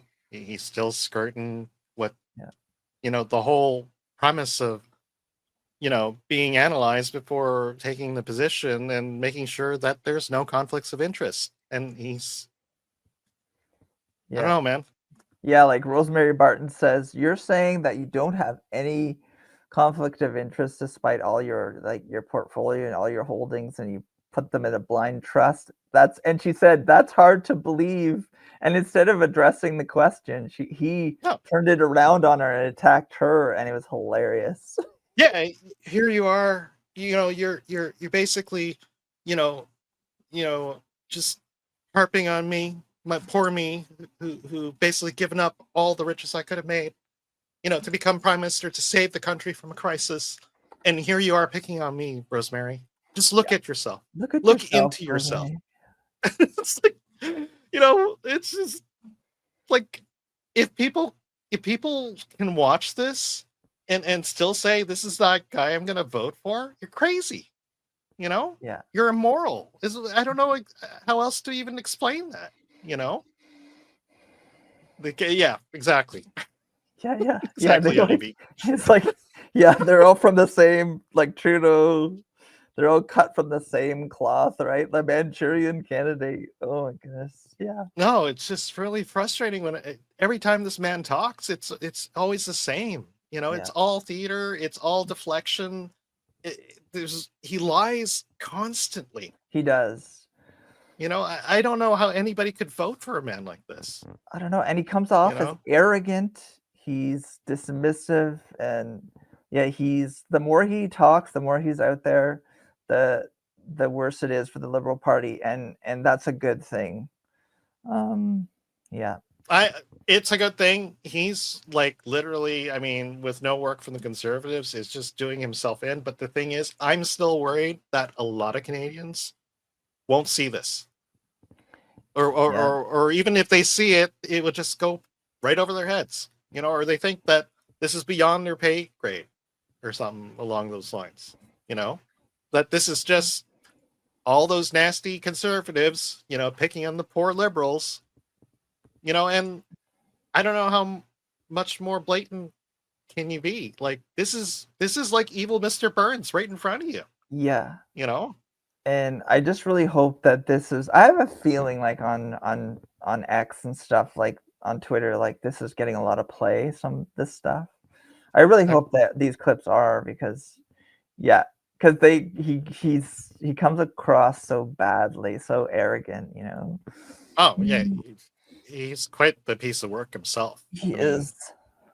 Like, it really sickens me to watch this man talk. But like you said, we're not doing very much work to do that, and he's pretty much coming out there with his true colors. So right now, I can only hope that Canadians see what we see. Yeah, because to me, it's pretty blatant. It is, and it's wonderful when like the establishment eats itself. like no, I know. It's great. It happened in America, like when Kamala Harris came out and just basically started talking her word salad. And a lot of people saw through all that, and to their benefit, everything worked out the way it should have worked out. Yeah. Now we're in our own kind of battle where we kind of have to hope that the majority of us can see the BS that's happening right before our eyes and all. Well, yeah, and how unacceptable this situation is. Yeah, I know. Anyhow, a little further on our timeline, where are we at? We got a whole bunch of things that happened in American news. Oh yeah, that's right. We've got all kinds of videos that actually, talk about these things. But let's just go through. I'll just go through a few of them. There's all the war stuff happening. That's right. Obviously, right? So we have basically, after all the waiting for and demanding of the return of the hostages from Hamas, of course, who are occupying Gaza and using basically the people of Gaza as their shield, Trump basically says enough's enough, and basically gave the okay to the Israelis to deal with it. So there's this little bit of a clip of that. Breaking news. Take a look At your screen, this breaking news takes us out to the Middle East as Israel launched a series of airstrikes into Gaza overnight. The current death toll is at least 326 people, a number that may continue to rise this Tuesday morning. Right. So this is like, I think he basically gave like a whole bunch of warnings, and then Trump just had enough last week and said, you know what, have at it. Literally. Yeah. I always like, yeah. The Israelis, I think they're sometimes like they've entered into like this mode where they're trying to basically kill as many people as possible, and I'm not in favor of that aspect of it, and I think I'm no fan of Hamas, don't get me wrong, but I just think that the Israelis sometimes they go a little bit too far with some of their airstrikes and stuff. Like that civilian death toll is pretty huge when you think of it. But no, it is. You're right. It is. But the thing is, they're just in a situation where there is no reconciliation. There's no way these two people can ever live side by side. Oh, and I know this. I know this from experience. I've met people from Kuwait who have this absolute hate of the Israelis, and I get it. Don't get me wrong. But the thing is, there's always this, like, a lot of American podcasters that I follow have this stance where, this is not our war. Why are we involved in this and stuff? And and that's some days I agree with them. Like I really I have sympathy for that point of view, because I think the United States, because of their carte blanche backing of Israel and the power of the Israel lobby, they're sort of like, they're just linked to the region, and it's really to the United States detriment. But I mean, that's a whole other ball of wax, isn't it? It is, and I don't know. Everyone just seems to get involved, and I get it. I get the idea that if Israel wasn't there, then eventually we'd have to deal with it, or Europe has to deal with it. But I don't know. I'm on the fence on either side. But the thing is, I definitely don't support people like Hamas who I don't either. Commit basically war as a crime. Kill children. Who have nothing to do with this war other than being the offspring of their enemy and stuff. And it's wrong to basically go in, take children, rape their women, and kill their children. It's just inhuman what they do. I can't support that at all. Yeah. And anyways, go ahead. Yeah, sorry. we can go on to the next topic. Well, it's more war. Basically, it's the Trump. At least 9 people were killed and another 9 injured in Yemen's capital following a series of airstrikes. Smoke was seen rising from the area around an airport, which also includes a major military base. U.S. President Donald Trump took to social media claiming he ordered the airstrikes to protect American assets. This follows Houthi threats to resume attacks on Israeli vessels over Gaza's blockade. So anyways, the Houthis are in Yemen. And Yemen is basically the northeast shore of the Gaza,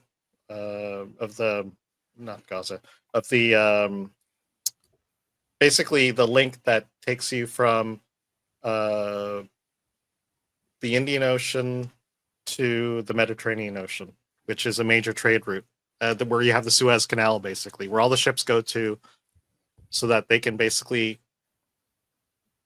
bring supplies and not have to go all the way through around Africa to deliver stuff to either side of the Suez Canal, essentially.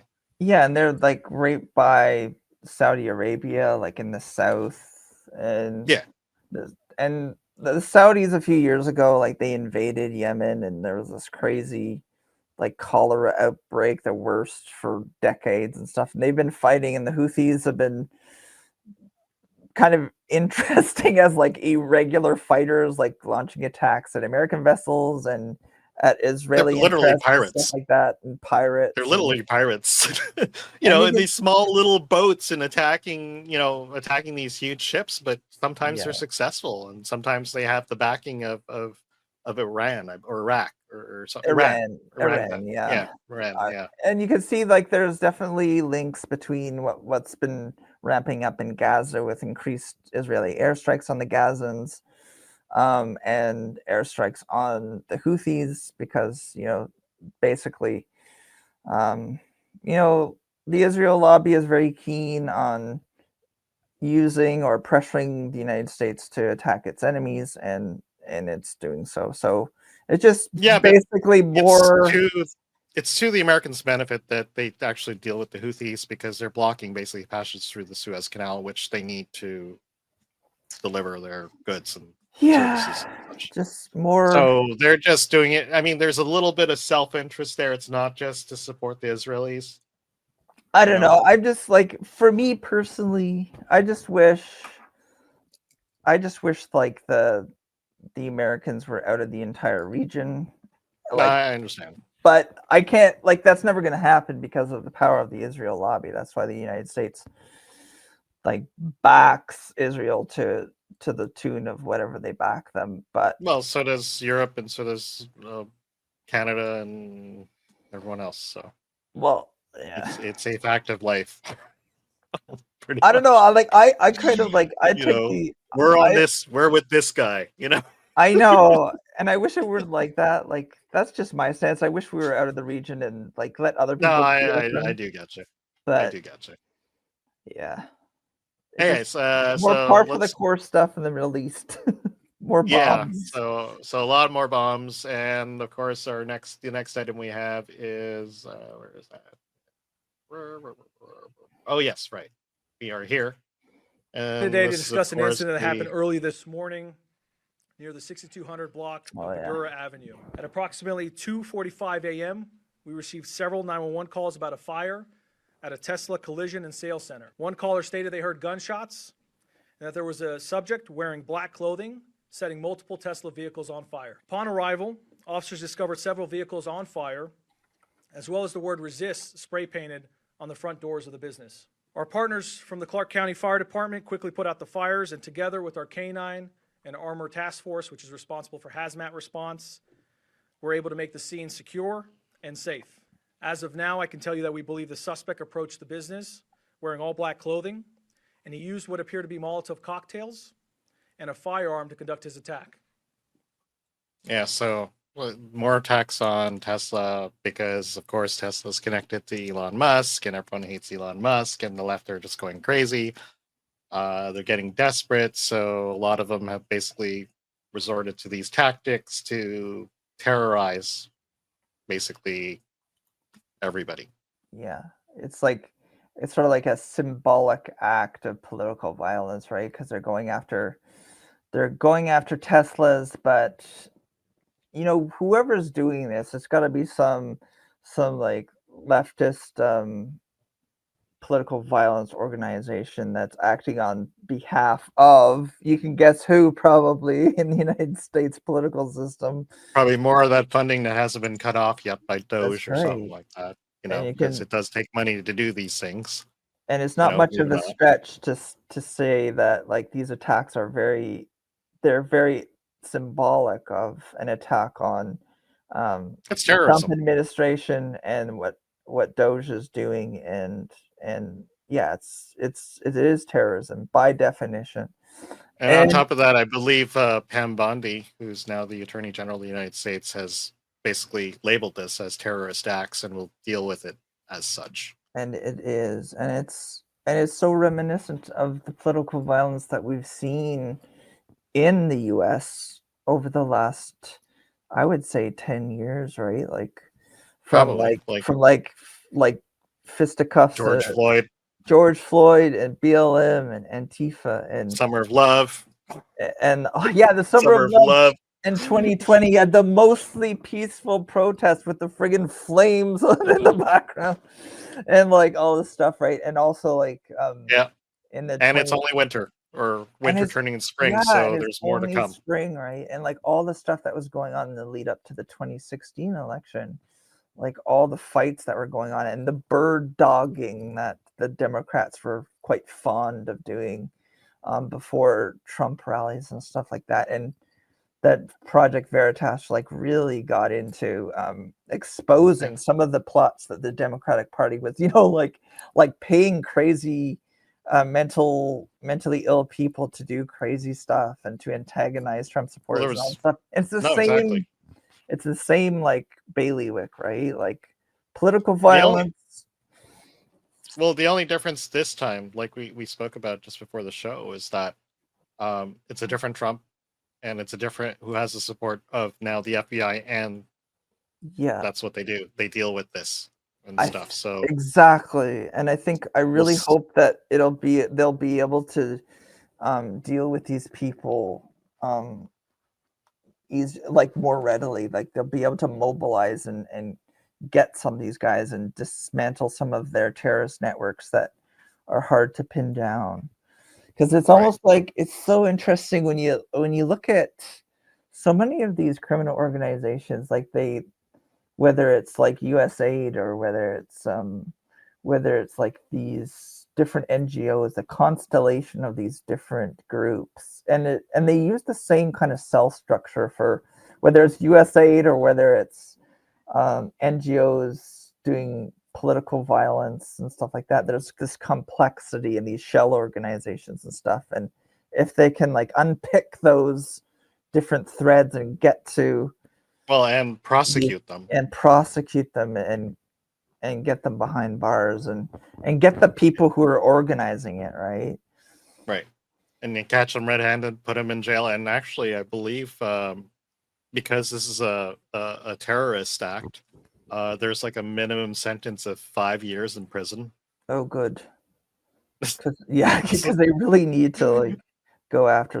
Because the previous administration in the United States was really lax on such things and given basically get out of jail cards to murderers, terrorists, rapists, basically. And it's one of those things that it's almost like a characteristic of these similar regimes. Like you have similar things happening in Canada where you have like under Trudeau, and probably it'll continue under Carney, I have no doubt, that you have this very lax attitude towards crime.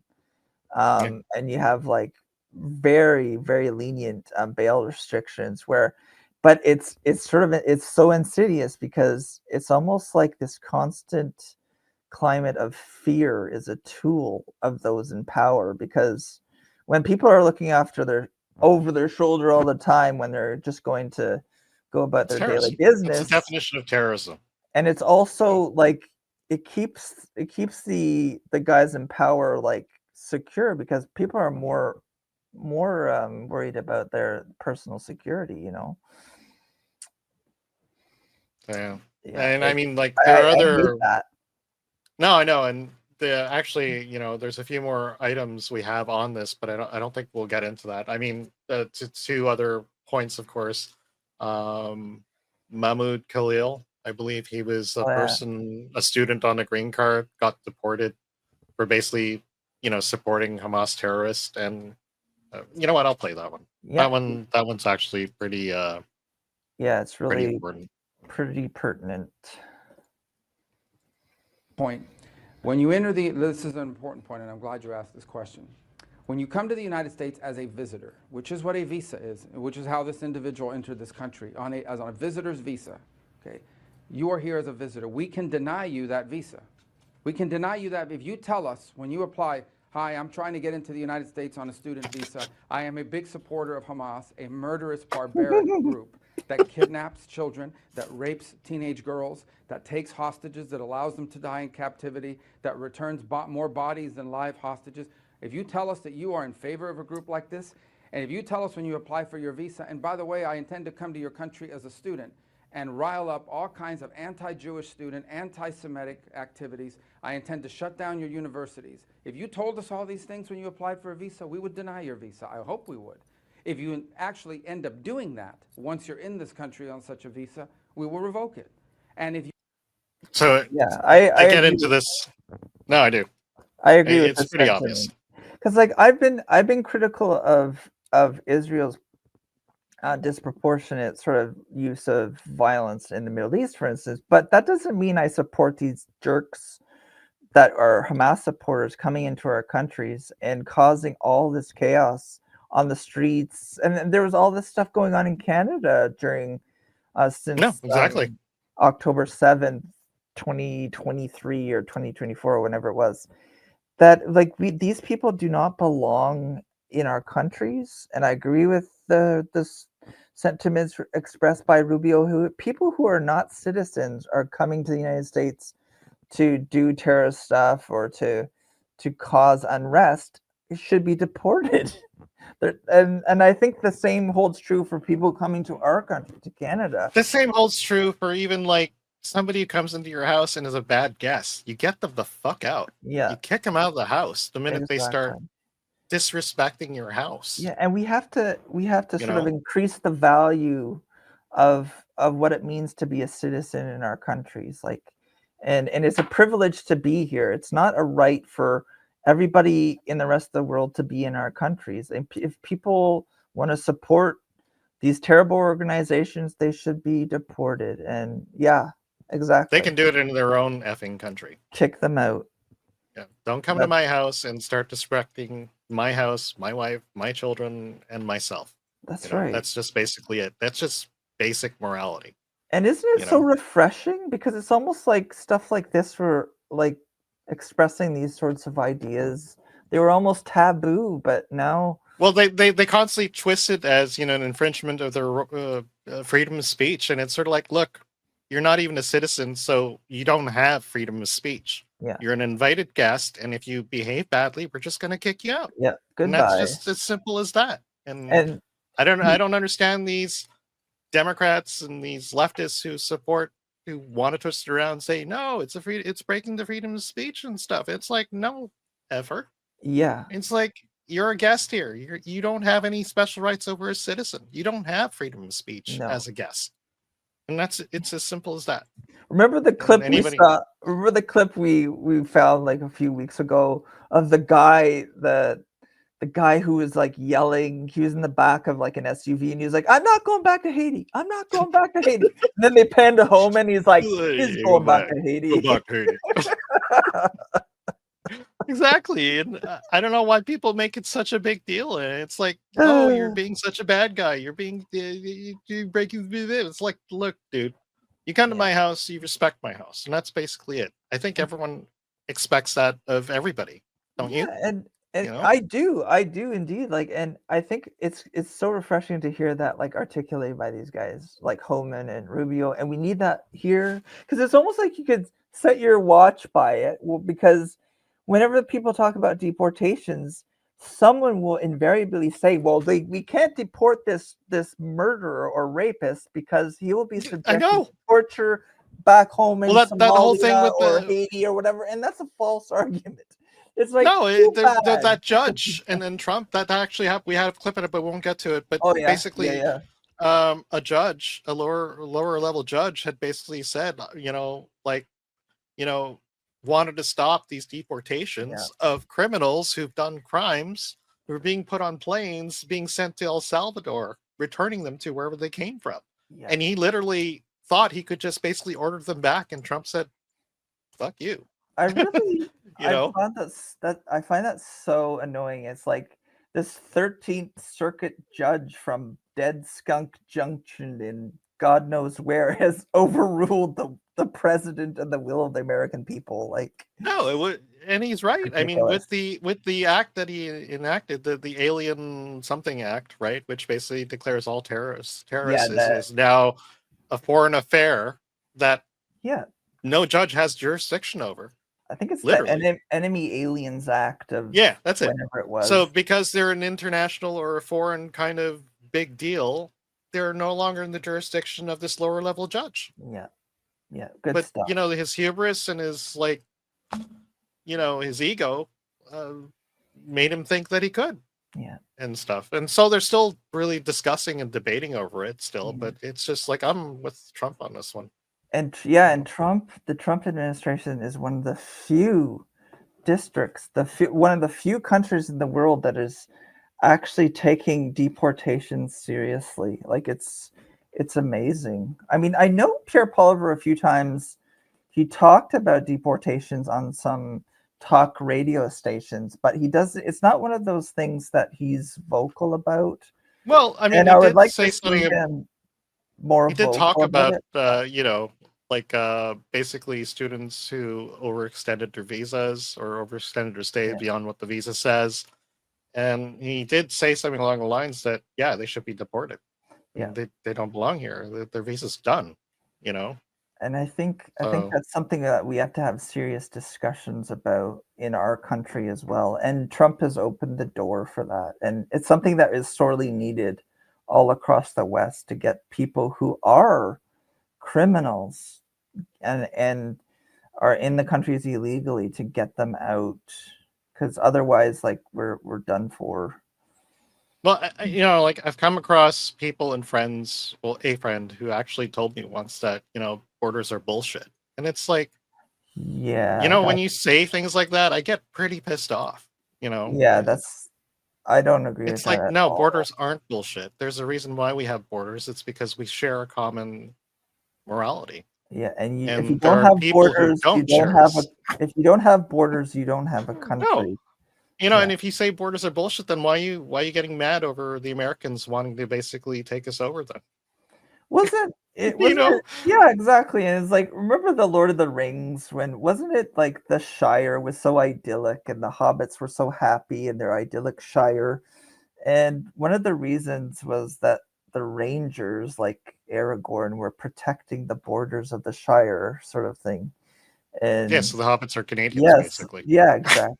Yeah, we're hobbits, and exactly. And we need our Shire restored, basically. We're getting close to the end of the show, so let's actually not end with this one. This is like the second last thing we're going over. A little bit of good news, of course. This happened yesterday. Stand by for splashdown located in the Gulf of America off the coast of Tallahassee, Florida.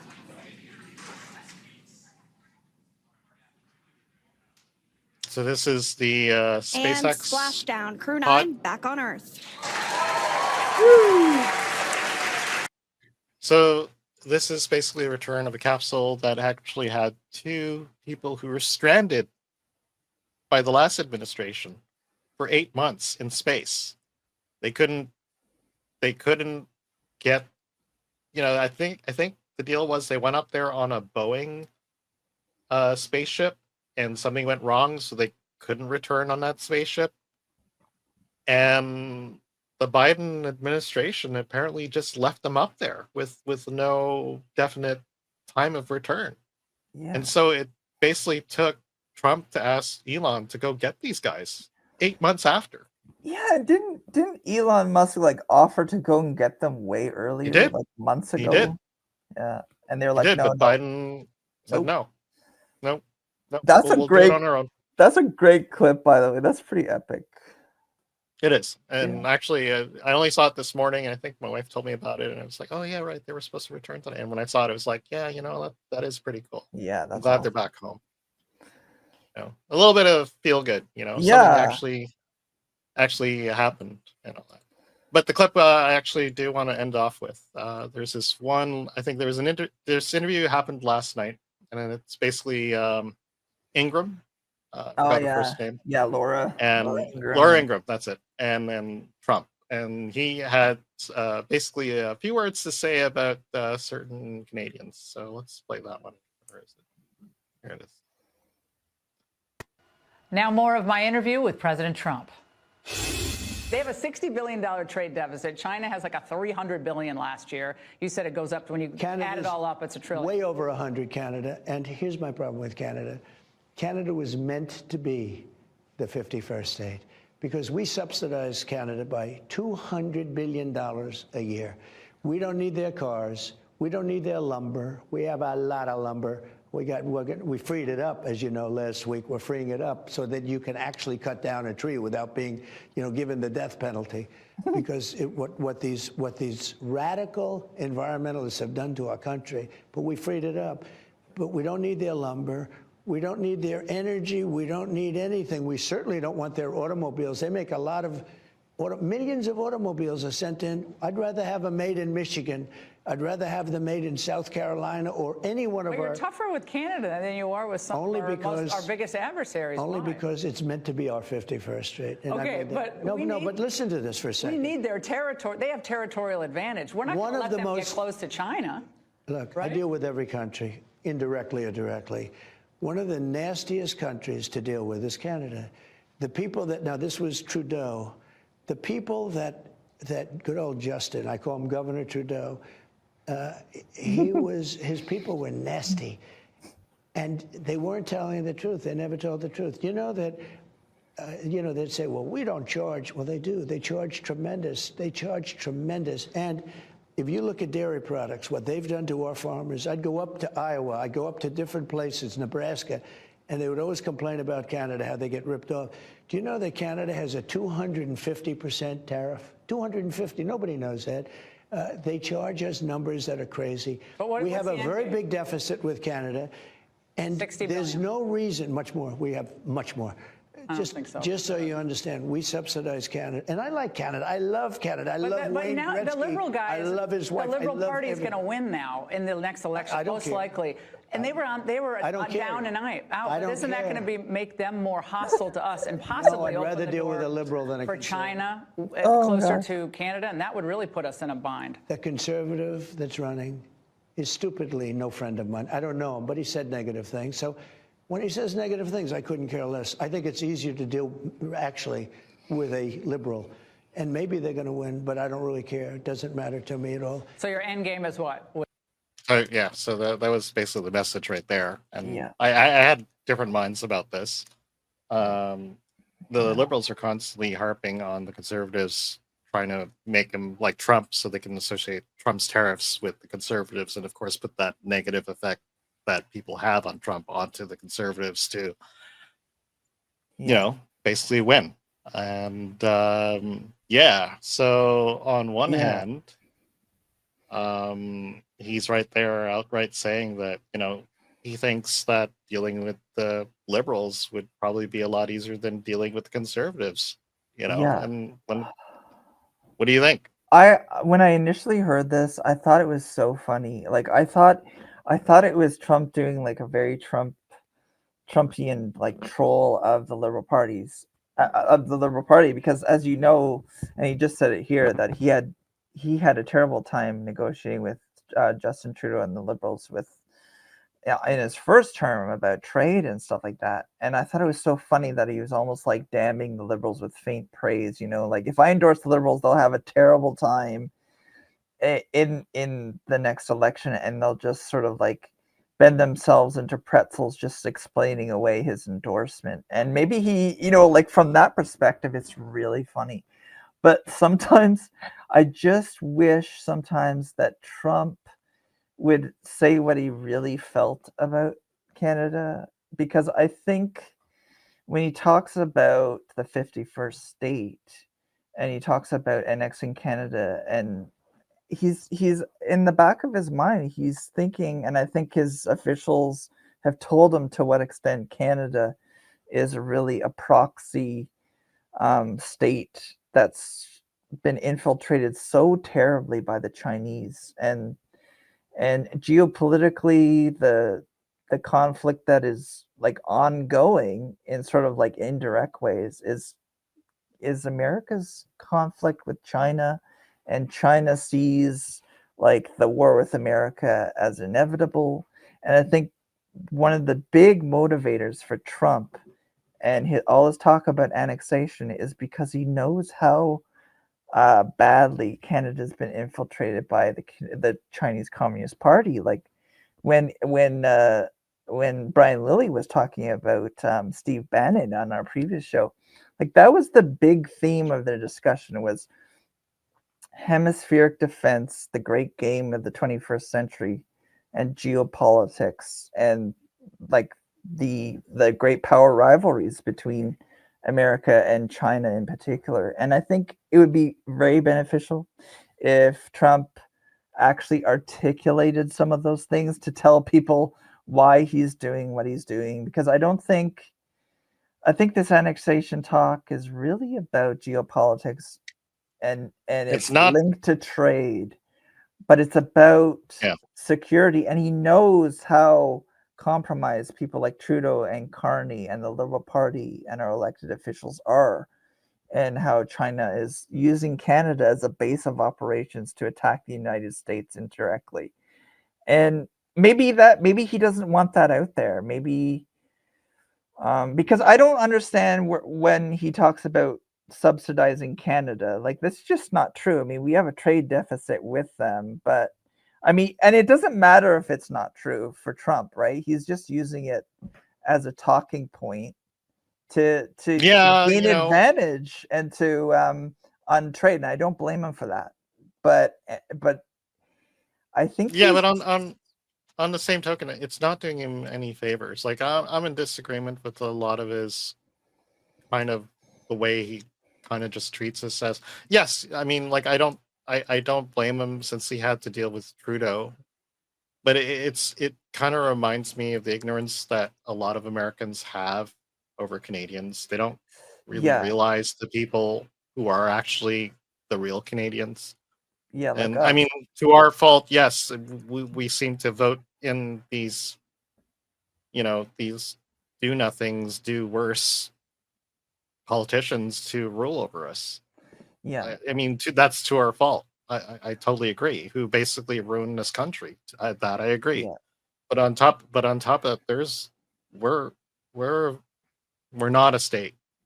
No, we're definitely not a state. We're a sovereign country. And yeah, we are a sovereign country. And I feel the same way. Like the Canadian nationalist in me, like I do get annoyed when Trump says stuff like, we don't need their oil, we don't need their steel, we don't need their cars, we don't need their pretty ignorant, we don't need their electricity. But it's like, no, like Canada does provide like these commodities and stuff like that. And like, and there's a lot of integration in our economies and the resource sector, and like Canada's like America's biggest source for heavy crude, and that Danielle Smith is good about promoting. And well, I mean, this goes back and forth, but I constantly hear how we provide 50% of their oil right now. Yeah, that's right. And and it's sort of like, well, how can you say it's nothing? It's 50%. I wish sometimes Trump would give us a bit of credit. No, I do. I understand that he's focused on his country. I understand that he doesn't like the fact that we voted in this government that has basically made us vulnerable to Chinese infiltration. I get all that. Yeah. And I get that he doesn't like the fact that that's also, fed into this fentanyl crisis that his country is in. Yeah. And I wish sometimes, I'm not sure why. Maybe it's like they don't want to show their hand or something, because it's almost like the trade war it's less about trade itself. It is about trade, of course, but it's more about the terrible state that most Canadians don't know we're in, as far as like our infiltration by organized crime. Like you found that clip a few weeks ago, whether it's about, where it was something like 400 plus organized crime syndicates. 4,000. 4,000. Was it 4,000? 4,000. 4,000 crime groups and every time I look at Sam Cooper's Substack, like he's talking about fentanyl, he's talking about organized crime, triad gangs, and the deep links that those gangs have with the Chinese Communist Party and our own Liberal Party. And it's like, oh my God. And you think the sad thing is that, and it's worse if it weren't for all of this, like the infiltration, and the way our government runs us and all that stuff, we'd be up there as we would be competition. We'd be like Norway for the Americans. We would. And on top of that, we have a land full of resources that we can use to our advantage. We should hypothetically be richer than the United States. Yeah, we should be rich as kings. And No. and we just been sort of like, because of policy, we've been handicapped by our own governments, right? Yeah, I know. I mean, I've been such a fan of Trump, but just like, yeah, I have these instances where I do get a bit annoyed because, you know, it's like, no, we're not just a state, because on top, I mean, and here's the thing, you know, like, it's not going to work for him to basically, you know, just try to absorb us, because there'll be so much resistance. Yeah. Like, I don't think he realizes like what Canadians are really like, and it's to our fault because we keep voting in liberals as basically our government, and we keep identifying with the left for some odd reason as like our national identity, and we're not really about the left. That's right. We're actually the perfect balance. Most of the people I met through this country are this perfect balance of reasonable, common sense people, like more centrist, hardworking, people, right? And very centrist. And it's to our shame that we constantly vote in like liberals to represent us, and they don't, and they badly represent us to the point where Americans, even podcasters like Tim Pool, think we should be absorbed, and he doesn't fully understand that. No, we're a little more than just a effing state. Yeah, you know, because they don't know, because we've been so badly represented by our own politicians. We have. I mean, and yeah, I think that Trump, I think really he would prefer that he had a northern neighbor that was like conscientious about securing its own borders and providing Arctic defense, and also was willing to get into meaningful negotiations that are mutually beneficial. Because I think that experience during his first term with Canadian negotiators over USMCA really like made an impression about how difficult the Trudeau regime is in dealing with free trade and stuff. And he would really prefer if he had a truly friendly federal ministry in power, like Pierre Poilievre and friends, maybe. Well, even like, let's say he was dealing with like a Daniel Smith type person in charge. Exactly. You know, I get that he's like, I get his stance on Canada. I really do, and we once again, I blame it on us who keep voting in this government who badly represents us on the world stage, and have really cucked us from developing ourselves into what could be like better than America. Yeah. You know? Like, I think that's what he would prefer, but if it gets to the point where like we're too far gone, you know, you could see like very real discussions taking place you know, in camera in the United States. Is like, what are we going to do with Canada? It's so infiltrated, and they don't do anything about, you know, the infiltration by Chinese and stuff like that. And I don't want it to get to that point. I hope there's still time left for us to clean up our mess and work with our neighbors to get something tangibly done about this whole fentanyl thing. Well, that's really that's my hope with a conservative government, but this conservative government, if we ever do get to vote. I know, yeah. Here's hoping that we actually do, that we do take the right turn that we should have turned many terms ago, and that we actually become the country I think we should be. Yeah. You know? Here. I agree. Here. All right. So I guess that's the show for now. Until next week.